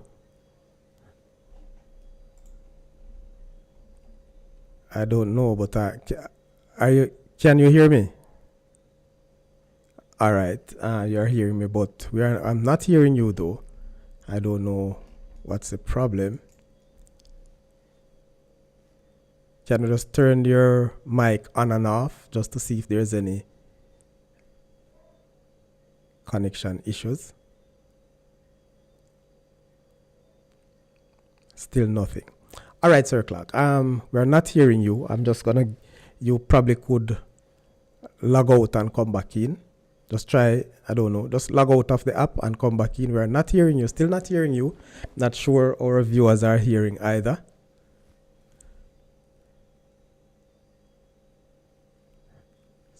Still not hearing you, sir. All right, so yes, so just log off. All right, so Mr. Clarke has having some issues. So people, I've seen concurrent viewers right now, 16 persons and only 10 likes. So those who have not yet hit the like button, please do so right now as we get a little break from Mr. Clarke. He'll be back with us very soon. He'll be back with us very soon though. So again, let me take the time out to thanking you for joining us. Thank you to stay the course. And so you are very faithful and we continue to do this show. Hopefully that you are being very much informed. As you know, Wednesdays geared towards education. Let's talk education. And what better way to start our education, you know, mix it with a sort of sports, football, so to speak. Having the principal, Mr. Vanie Clarke, Mount Pleasant Academy with us. All right. So I've seen he's back on. Mr. Clarke, can you hear me? I'm hearing you loud and clear. And I'm also hearing you loud and clear. Thank you very much for that, sir. So as we continue, we were on the path of just a little lost, but you could continue you remember where you was? Yes, or where you were? I was saying that, so we had those boys who represented the country in the last under 14 team that was selected. Did very, very well. One was the captain, The team that was selected last time that did not get to travel, if that team had traveled, we would have had 11 players from Mount Pleasant. On the squad? Yes. Okay. A total of 13 with Mount Pleasant roots running through them, it would have been. Right? Since 2018, among all the various national teams, not counting senior. Okay. Right? Of course, we all know of Devante Campbell, who got 2 national call-ups, still yet to make his debut, right? Okay, yes. But got 2 national call-ups. Across all the various national teams that have been selected since our inception, we've had some 18 representatives from Mount Pleasant, 4 captains. Wow. Leadership is very important. I've seen that you have inculcated that aspect of life in your boys at the Mount Pleasant Academy. So yes, sir, you mentioned about national coaches. Yes, man, we have had, a matter of fact, I'm not sure there and I've not seen them. They tend to keep a low profile though. We have both the national and the... Good reason. And Good reason. we have both the... The gentlemen, we tend to terrorize them. Yes, of course. We have both the national under 17 coach and assistant. They were part of this program prior to this tonight. And so they are participating in our shows, but maybe they may be a bit tired tonight. Hopefully we'll hear from them. So yes. And you know, those are 2 gentlemen who we have highly respected for. Yes, and so I know the relationship is good. So, sir, I've seen that. I think you have, I don't know how many players you have now in the national under 17 setup who are actually in camp. Currently, there are 3 there. There are 3. Okay, so you always put that. But there's a school of thought, though, Sir Clarke, where I've spoken to some persons in and around in football in Jamaica, and they believe that Mount Pleasant is not are lagging behind in terms of where they are, because they are not seeing or hearing any players who have landing any sort of contract overseas. And maybe not so much contract, but you know, because you're dealing with more of youth, you have very youngsters. But we all know where the sport is now. Age is basically nothing as it relates to talent. Is Mount Pleasant have anyone who have left Mount Pleasant through business to any other club overseas? Directly from the academy? Yes. In terms of a business deal? No. Not necessarily a business, but if there is any business, no problem. Maybe from this day. Okay. No, not through any business dealings. We do have youngsters who have been with us. We have Oren now, who's in England. He was at Southampton, goalkeeper. We also have Reed, who was with Toronto FC in Canada as well. But those persons who understand the developmental process. And as I said, remembering the ages where we took the boys, first year 1. Yes. And remembering, like I said, also that the aim then wasn't necessarily on football in quality. It was getting 50 boys in. Okay. And so, right. And of course, one of the things I like to remind Jamaicans of, is us as a people. And even after 4 years, there are still people who are saying, no, it's not real. So just imagine what it was like here too before we actually started. Right? Where truth. You were hard pressed to get a youngster who was very, very good to get his mother or father to say, look here, I'm not going to send my boy to JC, I'm not going to send my boy to States, I'm not going to send my boy to Clarendon College, I'm going to send him to Mount Pleasant. You're joking. No, you know, they're sending them to the traditional high schools. You know, it took a brave person, I'll say that myself. Yes. To go, listen. When I was talking to parents, a lot of the times I went, listen, really, if the child come to us and after year one, it doesn't work out, what have you lost? You got some football training, you've managed to save 1 year worth of lunch money and uniform money. You're sending back into the government school. You've lost nothing. You know, but really and truly, all fun and joke aside, people say that and they ask those kinds of questions, Kevin, really because they don't understand really the developmental process. They True. don't understand also the time that it takes for you to build the credibility to start getting, because the better the clay that you get, the better the pots that you make. True. And we've been molding some wonderful pots, but we still have to get to that point where we are, if not first choice, second or third choice, right? And you are battling with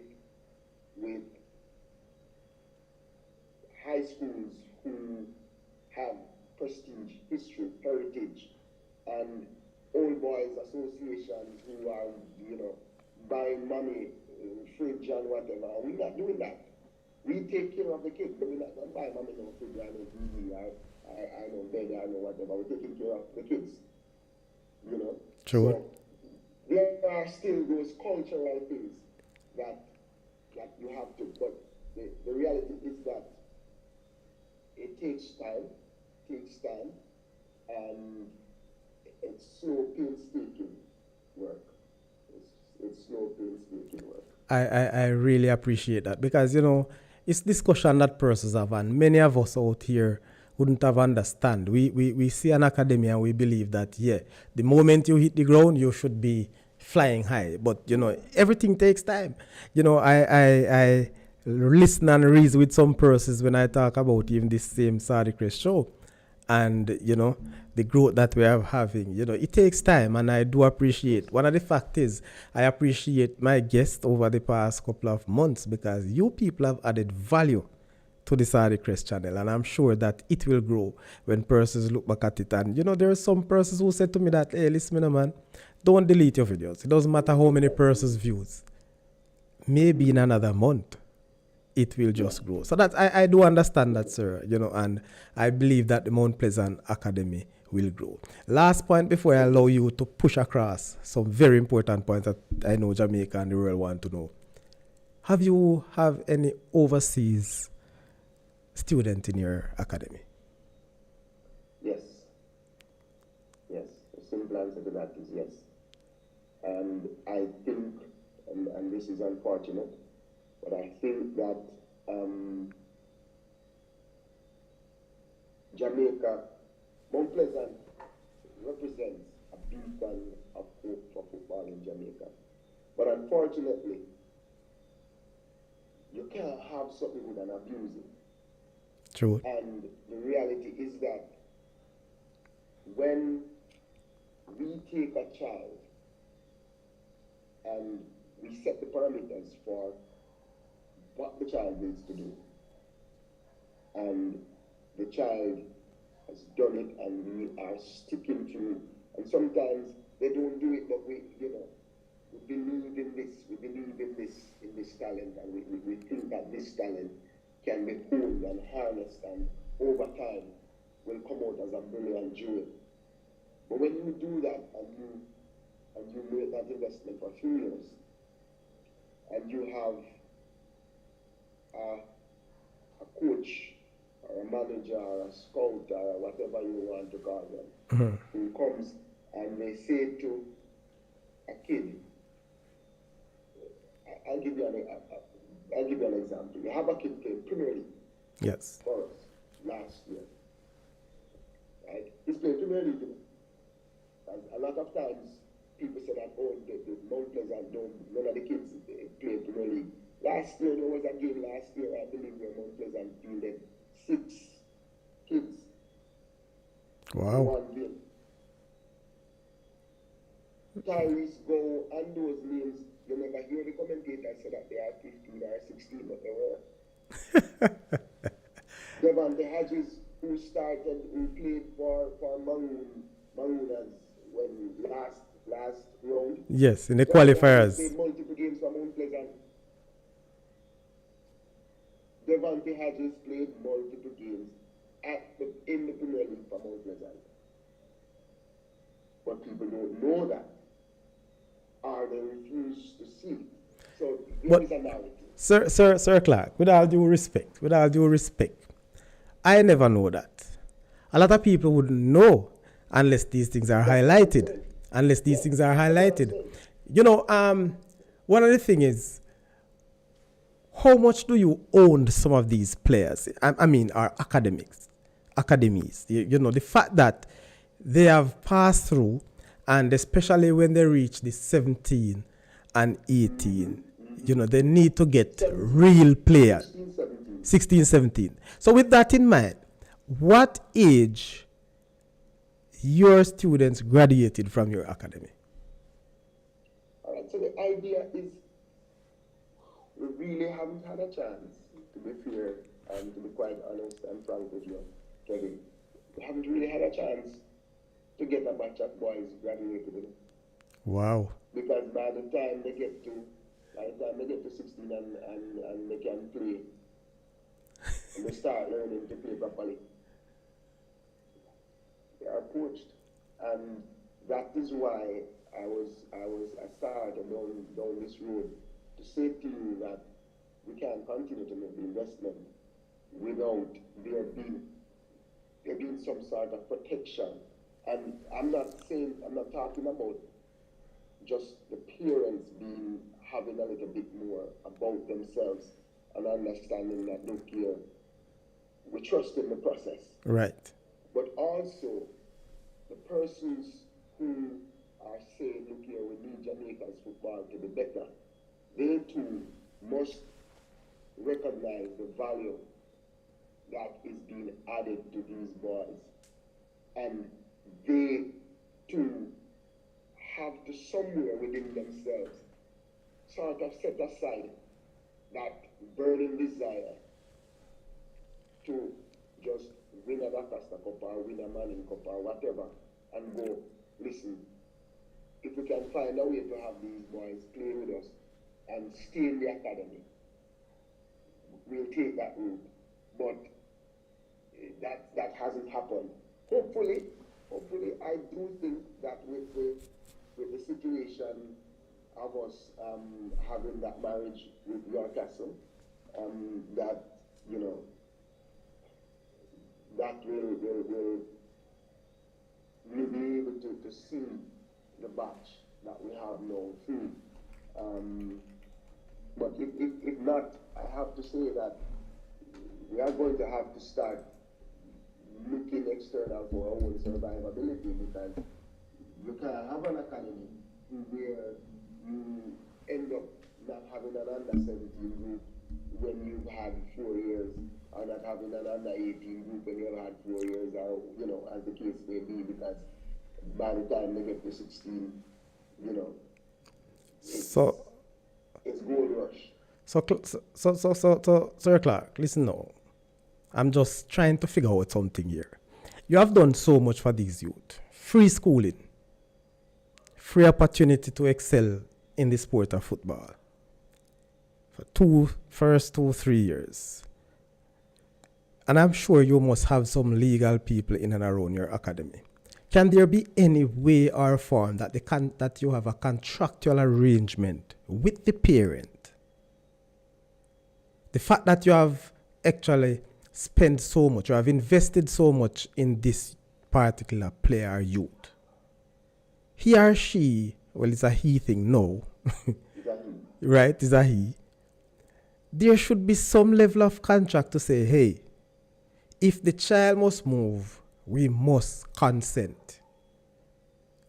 And whoever wants to come in, if Edwin wants to come in for a player, for a big striker that you have, that must be a good conversation between you and Edwin Allen. Can't be just talking to the parents and move like that. It's a private institution. This is not a public institution where I believe, just like you mentioned, people should just moving as they like. But you had invested so much in them. What is your, how do you, or should I say, you have invested, but what is your gain? What is Mount Pleasant Academy gain? You invest in a child and it just goes like that? Our gain is, sadly, a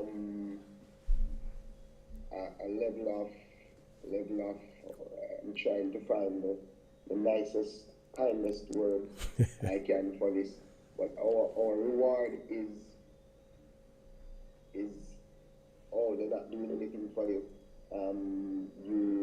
They're not highlighting you. As I said, a child is coming out of football team, just played Premier League, and one of the scouts from one of the prominent high schools go over to him and tell him, look here, so them now highlight you. But specifically to your question is that we never wanted, it was never our intention to be adversarial.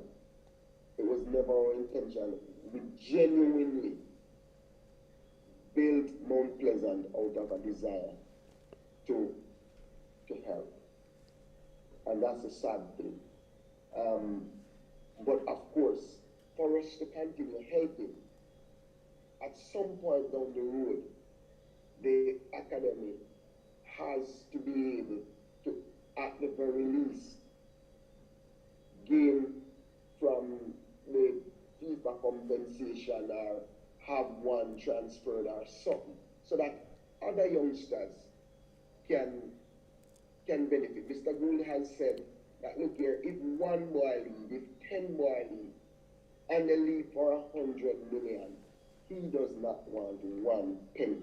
It is to go back to the academy, to the charity. It is right. It is to help other Jamaican kids. Jamaican parents, unfortunately, not all, because as I said earlier tonight, I have some of the most wonderful parents. Their parents, their fathers, their mothers. You know how Jamaicans regularly say, boy, no father, no mother, that pick them life. Then let me tell you something else. The majority of my parents that I talk to are fathers. Mm-hmm. I have seen, and let me tell you, I have seen fathers from your way of thing. You look, and you're not judge people.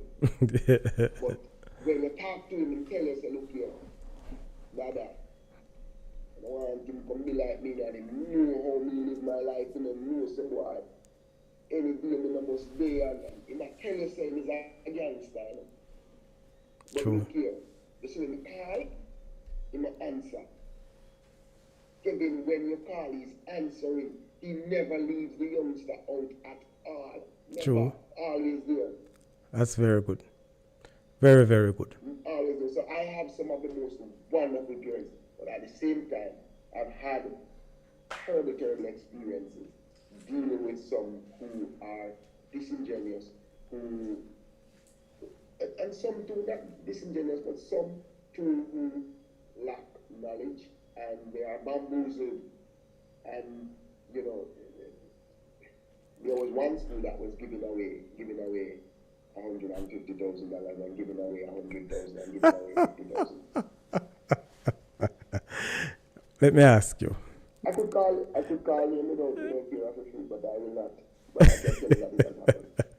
I think I've heard of it. I've heard of it. That's happened. No, you give me proof. But sir, it's time now Mount Pleasant, or the foundation, as Mr. Gould mentioned, should be benefited. Because I believe, you know what I believe, what I had in mind is that when these students go to school A or school B, or even Edwin Allen, when they leave Edwin Allen to a club, then you would have actually been the parent club. So moving to another club, I thought you had some benefits to it. You had gained benefit from that transaction. Unfortunately, it doesn't. I don't think this can continue. But we are tightening the schools. And the schools, and also we have to call a spade a spade. If Jamaicans don't want what Mount Pleasant has to offer, I can tell you that there are other nationalities who I've had multiple discussions with football presidents across the region. Many of them from as far back as 2 years ago asking how can they have their youngsters benefit from our program. Sir, We've been holding them back, but we might have to push down. Let me tell you, if you don't tighten those screws, I have no confidence that you'll be able to hold some of those internationals here. Hold on, sir. Internationals will be easier to hold. I believe, but seeing what has happened over the past couple of years with international players coming in our football leagues, so don't be surprised. But I leave that. That's another ball game. A total different ball game. All right, sir, I'm coming up to you. So the next time I come to you, it's all for you, putting across whatever you want to. But let me just take a few in the chat we have not looked at long time. Dallas Harris, greetings. Continue the good work, Kevin. Big up yourself, Dallas. Dallas Harris, sir, is our chairman, the Pastor Donald Ballers Association. That's the chairman of our group. Gregory Mesa, Mr. Chairman, Tan, you tune in, big man. I mean, big boss. The ball, what I say, man? The ball with many moods. All right. So, Terrick Robinson, the man they call Gibbs, he's calling from Bahamas. He's a teacher here, so I'm a virgin too.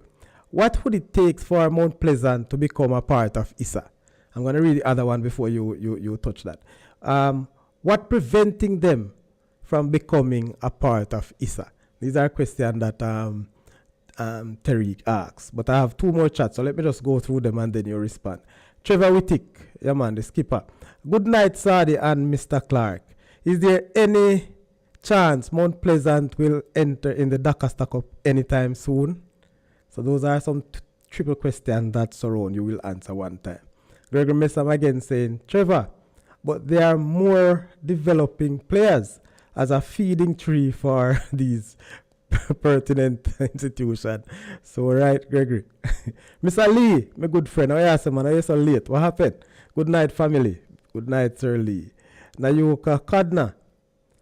Great interview, Mr. C. Continue the hard work. You and your team putting in a remarkable journey. Hey, Nayuka, listen, man. You only have big up Mr. C. Be careful, you know. If it wasn't for Saudichress, you would not have Mr. C tonight, you know. But thank you very much for joining the show, Nayuka. I hope you continue to share this. You are chatting, so you must be subscribed. Thank you very much to join the Saudichress family. So yes, sir, you could answer those questions, make your comment, and then it's all yours for the rest of the night. I would really say that what will it take for Mount Pleasant to become a part of ISA? Be a part of the ISA family? Yes. That's a question best raised with the leadership and the membership of the ISA family.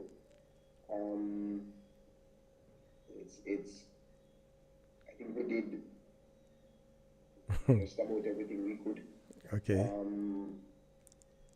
It's a question that for them rather than for me. All right. You know, just Monday night I had the president of ISA, Mr. Keith Wellington, on the show. You know, unfortunately, we never had this question we could show at him. But I have his contact. I could get some information and relay. So Mr. Gibbs here and, you know, Trevor could get some answers. But you hear that Gibbs and Trevor, the fact that he doesn't have the answer, he has tried. He mentioned that early in the show. And so, but, you know, I will just repeat for him. At his application to ISA to enter the Doncaster Cup, you know, ISA is run by principal, and most principals, I guess, they had voted against that, saying that Mount Pleasant would have an unfair advantage as the players would be housed for years in an academy, so they will be more developed than the high school, so to speak.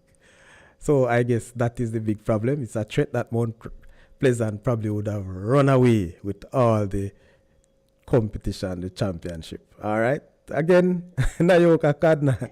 Big up yourself, Mr. Saudichress. Thanks for hosting. Of course, Nayoka. And thank you very, very much for coming through. Continue, stay tuned. All right, Robinson, where's a Jamaican? Hey, listen, me, no, man, your parents or friends are coming in, you know, man. They never come so late, Sir Clarke. All right, so people, as you see, we have been 2 hours so far. Mr. Clarke couldn't believe that you'd be here so long. But you know, the Saudichress show, that is the nature of it. But he has much more information to bring to you. And I will allow him at this point, uninterrupted, because I want to learn, I want to be informed as well. So, Mr. Clarke, to the world. Take thanks, it, sir. Thanks, Kevin. I know you're talking about the combine. Yes. So you know, the listeners, the viewers, and something massive is coming to Mount Pleasant, starting the 20th of this month, January 2023. It will be run from the 20th to the 28th. So we're having a massive combine. And this combine is not the traditional combine that you would have where, you know, you have the American Scouts, a couple of Scouts come down and, you know, it's mostly for American colleges or universities. This combine is both, well, first and foremost, we're looking at kids age 13 through to 20 and adults. So we're looking from age 13 through to 24. So recruitment is for high schools, colleges, universities, pro and semi-pro clubs. And just to a little bit, Kevin, some of the clubs and universities that Scouts will be representing and looking at. So we have Norwich City out of the UK, Colchester United, Blackburn Rovers, Lincoln City. Yes. Right? We also have Warwick Institute. Soccer Assist is a part of this program, and Soccer Assist, if you know them, they represent over 2,000 colleges and universities in the United States. We have Hartford College and University representative Scout coming. We have Reading Football Club. We also have Mickey Adams, who is a former manager for Leicester City. Okay. He's now head of football of Brookhouse College, and he's scouting for semi-pro and pro clubs in the UK. We have Larry Dudfield coming, and he is scouting for, he's a former Premier League player, he's scouting for Brookhouse College. And we have Sam White coming, and Sam White is scouting for Dubai City. Wow. FC. Now, we also have scouts coming from Coventry City and the Fleetwood Town FC group. Now, Fleetwood Town is a Division 1 club in the United Kingdom, but they are a global football brand. They have football clubs in about 4 countries in the world. I think South Africa, Asia, and South Africa, Asia, and somewhere in the middle, I think in Saudi Arabia as well, they have a club, they own a club. Yes. So those are some of the clubs and colleges, universities that persons will be scouting for. So we have Tyrrell McLeod coming, we have Philip Clarke coming, Spencer Hamilton coming, Antoine Thompson. I already spoke about Mickey Adams, and I spoke about Larry, Sam White, and Martin Marlowe will be coming and scouting for Coventry City Fleetwood Town FC, as I said. Now, any youngster who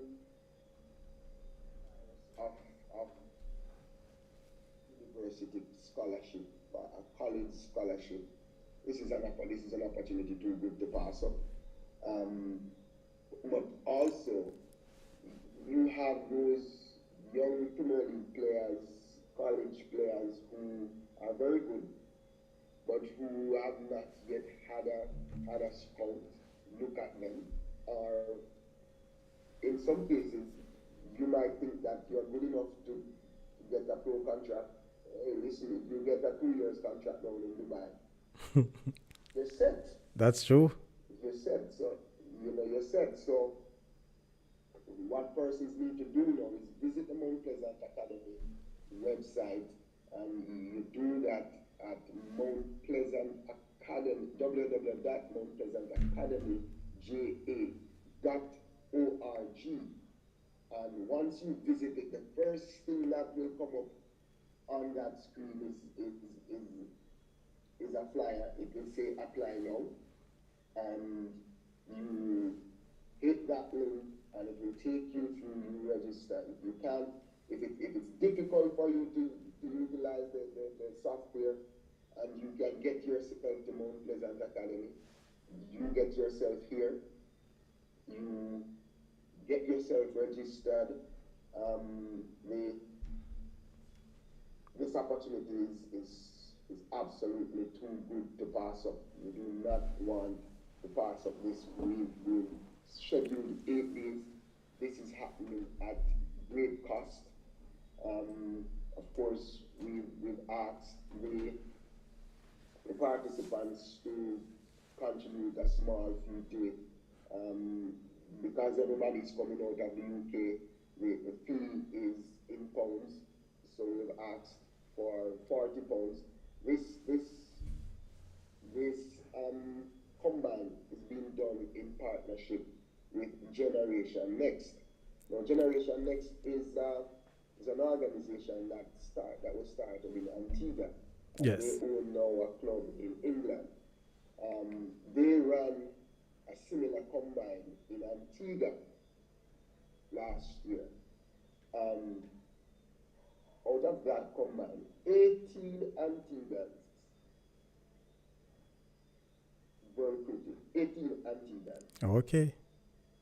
Now, if 18 Antiguans can be recruited a combine like this, I don't know how many Jamaicans will be recruited, because no disrespect to my Antiguan brothers and sisters, but they are, we are Antigua, we are Jamaica. We are so much more of us. Talent here is so rich and diverse, that we should. I am looking at a combine like this. Anywhere, and the number should be massive. I'll be disappointed if we don't get numbers to the extent that we have at least 50 persons gaining. I mean, much more than that. But, 50 would be the low line mark that I would say. Right. So we are expecting have to cut off at around 800 Wow. persons. We have to cut off at around 800 persons. So I'm really encouraging persons register now. We have extended the deadline to the 18th of January. It's been moved from the 16th. We've extended it to the 18th. So please get out there. Those coaches who are listening, those parents who are on now, you can't not invest this £40. We're work out to something like $7,000 change dollars. Let your child, let your son, let your brother have the opportunity, have the experience, and who knows? Again, sir, what's the cost again? It's £40. The £40. And £40. the venue? Sorry, my bad. The venue is here at Mount Pleasant. Okay. We just want to make sure, because people, if you have missed it, if you go on the Saudichress channel, I have posted, you can look in the shorts video, and it is right there. So for your information, if you are unclear on anything else, that little video post, it is right there on the Saudichress show. So you can go there and get your information right here, there and then, people. Thank you very much, Mr. Clarke. I know you're not finished with the test, but let me. I've seen some other persons coming in the chat. Very late though. Mr. Lee. All right, you already say good night, family. Yes, so Nayoka Kadna is always great interview, Mr. C. Continue. All right, I read that already. And she laughed. She said to say that, big up yourself, Mr. Saudichress. Thanks for hosting. Thank you very much, Nayoka. And yes, we go further. Nayoka saying that, hey, Mr. Saudi, I have been tuned in from since the start. Okay, thank you very much, man. I love that. And you continued your stay this course. Gregory Messam as usual. Sir Skipper, may answer Saudi in a dialogue to get 3 top 6 farmers. 3 top 6 farmers, okay, for the celebrity coach. But wait, where is he as we speak? LOL. Boy, I don't want to get into that politics with Mr. Messam, you know. So here, Mr. Messam says, we in dialogue to get 3 top 6 farmers, you know. I mean, what you matter about. But to have another conversation, I'm not getting into that. And him and him celebrity coach will talk to you. All right, so Elizabeth Virgo. Yes, thank you very much, Elizabeth, for joining. Good night, Mr. Saudi and Sir Clarke. Big up yourself, Elizabeth, of course. Thank you for joining us. And she continues, keep up the good work you guys are doing here. Great interview, valuable information shared. Thank you very much, Elizabeth. Again, we have Jean Lewis. Very enlightening. Wonderful job, Mr. Clarke. Continue on the same path of, you know, the success with your student. Great host. Thank you very much, Jean Lewis. You don't know. Buppy Brown. Bless up, Sir Clarke. You can imagine the time Buppy, your big friend, come in, come say, bless up. Come like him drop asleep in the show, you know. I'm always a participate. So Buppy said, bless up yourself. Thank you very much for those information in the chat. So, Mr. Clarke, I'm sure that many Jamaicans will look forward for this big opportunity for scholarship.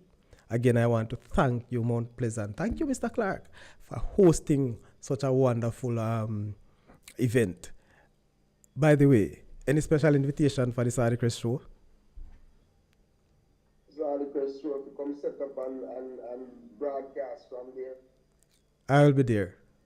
That would be fantastic. Yes, man. The Saudichress show will be there, people. So, live and direct, coming out of St. What we'll do, we'll ensure that you are there for the opening ceremony as well. Yes, sir. So, we need to talk and get more information. I promise you, people, if you can't be there, get your families to go down there. They need to get their opportunity. Just £40.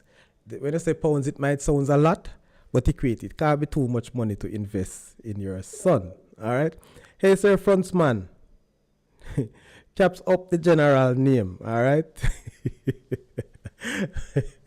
Mr. Clarke, I tell you, I'm easy, you know. I tell frontsman that if you cap up your name, can write your name in a lower case. Oh. Quick and fast.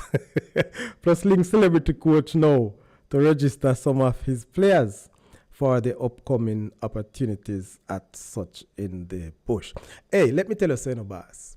I am hoping, and I as Mesha, I'm saying that you should link celebrity coach. Celebrity coach is our own coach from Edwin Allen, you know. That's the name, you know. They give him Coach Taffy, man. So, of course, hey, trust me, I tell you, big up yourself, Coach Taffy, anyway there. I've not seen him on the show tonight. I don't know if he's there listening. I don't want to say anything. But Big Ras, come up, man. Step up, say something. Because I hope, Messam, just keep your mouth, you know. Don't just start because he need a few sponsorship to get some pounds out there. My brethren Boca up on the ground, you know, so talk to him. Get some pounds. So yes, Mr. Clarke, it has been a wonderful, much enlightening and informative show tonight. You have graced us with so much information as it relates to your academy, your poise, your own academic and standards. You know, I take note of your curriculum that you have to, your choice curriculum. I really and truly would like to get some more of it. It may not be so easy for you to give me any part of it, sir. But, you know, as an educator, where you see good quality things, you need to join it. Nothing beats QEC, Quality Education Circle. So nothing is wrong. We can always share and also like, you know. And I'm telling you, sir, trust me, it's very hard to take you much more longer. But I am telling you, away from me visiting for that event on the 20th, I will give you a talk. I want to come into that Mount Pleasant Academy. I want to see how things operate, just to enlighten myself and to make myself a better educator. So again, there anything anybody else you want to say big up to? Any friends, families, your team from the Mount Pleasant Academy, what would I say now? Is it your manager? Who is Mr. Gould? Mr. Gould is our benefactor. Okay, that's the term, the benefactor, Mr. Gould. And he's from Europe, right? Yes, he's from out of England. I'm telling you. So, do you have any... Well, his wife, Amanda. Okay, that's nice. So, last question before you go. As a teacher, how do you recruit your teachers? Same way you recruit your players, your students? Yes, pretty much similarly. With the teachers, it's really a spearfishing thing, and it's a deliberate search. It's a deliberate search. The fit has to be right. Okay. And sometimes when it's not right, you have to be prepared to say, listen, this isn't working out. That's just the harsh reality. Yeah, that's the harsh reality. But, thank you so much, Kevin, for having me. Yeah. Thank you to all those persons who supported this episode of the Saudichress show. Trust me. I really implore you to continue to support Kevin, my good friend. He has given me this platform to allow me to express some of the things and to share much of the things that goes on here at Mount Pleasant without giving away any of the trade secrets. Very good host, my friend. Special shout out to my mother, my wife, my princess, Chelsea, also to Audrey, sister, and the whole Mount Pleasant family as well. I have a wonderful, very supportive staff that is in any given day.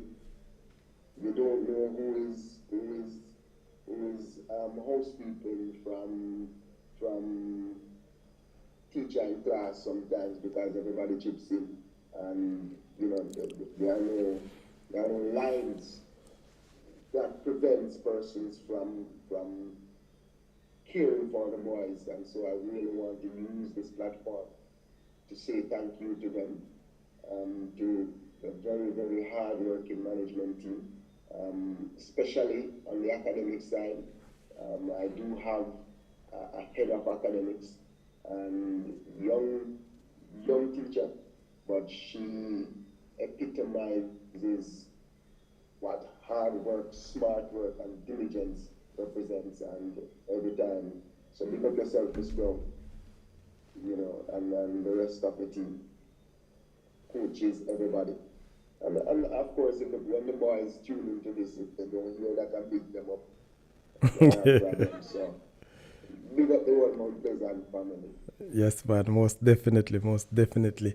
And I must say to you, sir, thank you very much. This has been a very, very exciting and informative night. Your contribution is invaluable to us and to the Saudichress show. Again, sir, thank you. I wish you all the best for the rest of the year with your academy, and may God bless you and your wonderful family. Also, enjoy the rest of your night. Please joining us whenever you have the time, sir. This is the Saudichress show, and I'm sure we'll get you back very, very soon. Have a blessed night, sir. Anytime, my friend. Good. Maximum respect, sir. So that was Mr. Vanie Clarke with us, who joined us for the past 2 hours and 24 minutes. We had agreed on 1.5 hours at most. But the Saudichress show, that is how, the guests find themselves very, very interesting. They find it a very good platform to highlight or to give their information, to talk about their doings in the world of sports and education. So again, we go through the chat as we look. Fruitilicious Vibe just joining in. And she also deleted her message. Big up yourself, Zanaba. The treasurer for the PIBA group. I just want to take the time out again, people, to say big up to PIBA. Big up to all PIBA massive, whether you are here or abroad. I'm telling you, PIBA, you have done a wonderful job over the past couple of years where you support the adrenaline football team. And I also want to say big up and thank you very much for our first time viewers tonight. We have Elizabeth, we have Jean, we have Nayola. Let me get it right, because I'm not so good at names, but yes, Nayoka. Yes, were some persons who came in for the very first time. And these are parents, I believe, from the Mount Pleasant Academy. We are still on, and I really wouldn't mind hearing from one of these, parents, either Jean, Elizabeth, just to give us a testimony of what, how you see this Mount Pleasant Academy. Even though your principal has jumped off, but that's the nature of it. We love to hear and we like our own socialization. So again, Fruitilicious Vibes continue to say that store. We can read them or something, man. Yes, so Fruitilicious Vibe, store in the bush. Oh, excellent vibes. Right, yeah, man, to clean in the put. Hey, listen, me, no, man. When I got tight, good to make I read, all my eyes ain't gone bad. All right, Fruitilicious. Gregory, I got response in a refreshing style. Thank you very much, Miss Zanaba. What you mean? Bless up the farmer man of steel, Sir Gerald Neal. Is he on the show, Miss Sam? Talk to we, because we have to big up all who come in, regardless of what.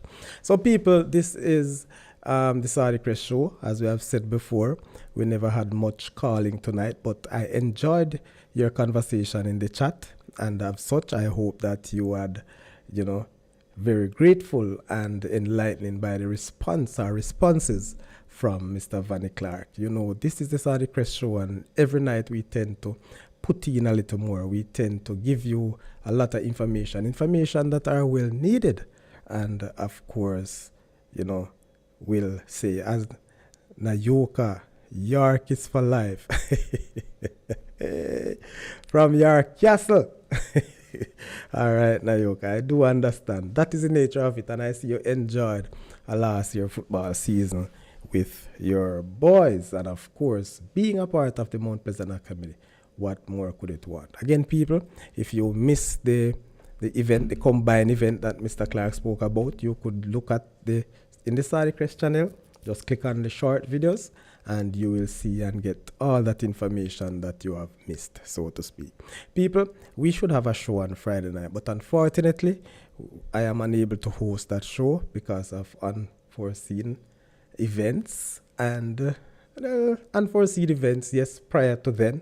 But, because of some family matters, so to speak. A matter of fact, funeral arrangement for my dear Uncle Ronald Williams, who has passed and will be put to rest on Saturday. So I'll be unable to host a show on Friday. But nevertheless, you will get 2 for 1 on Monday. And so please joining us next Monday for the next episode of the Saudichress show. And I encourage all the first time Elizabeth, Jean, and also Nayoka. Please remember to join us every Monday, Wednesdays, and Fridays at 8:30 for the Saudichress show. I must say though, on a Wednesday, we will have different time depending on the guest, because we actually schedule Wednesdays for education. All right, because the Saudichress show actually put across education, sports, and entertainment. So, education is one of the things that we cannot go across. We have to continue to highlight. We need everybody to understand that education played a very, very important role in the development of our student athlete these days. So for scholarship arrangements, for overseas contracts, it's very, very important. Again, I want to say thank you very much for all of you for joining us, and thank you very much to our sponsors. Thank you very much to our first time viewers, and also, how could I go without saying big up to all our regulars who continue to make this show a success. Again, have yourselves a wonderful night, and see you on Monday, same place, same time, where we'll have another informative and exciting show.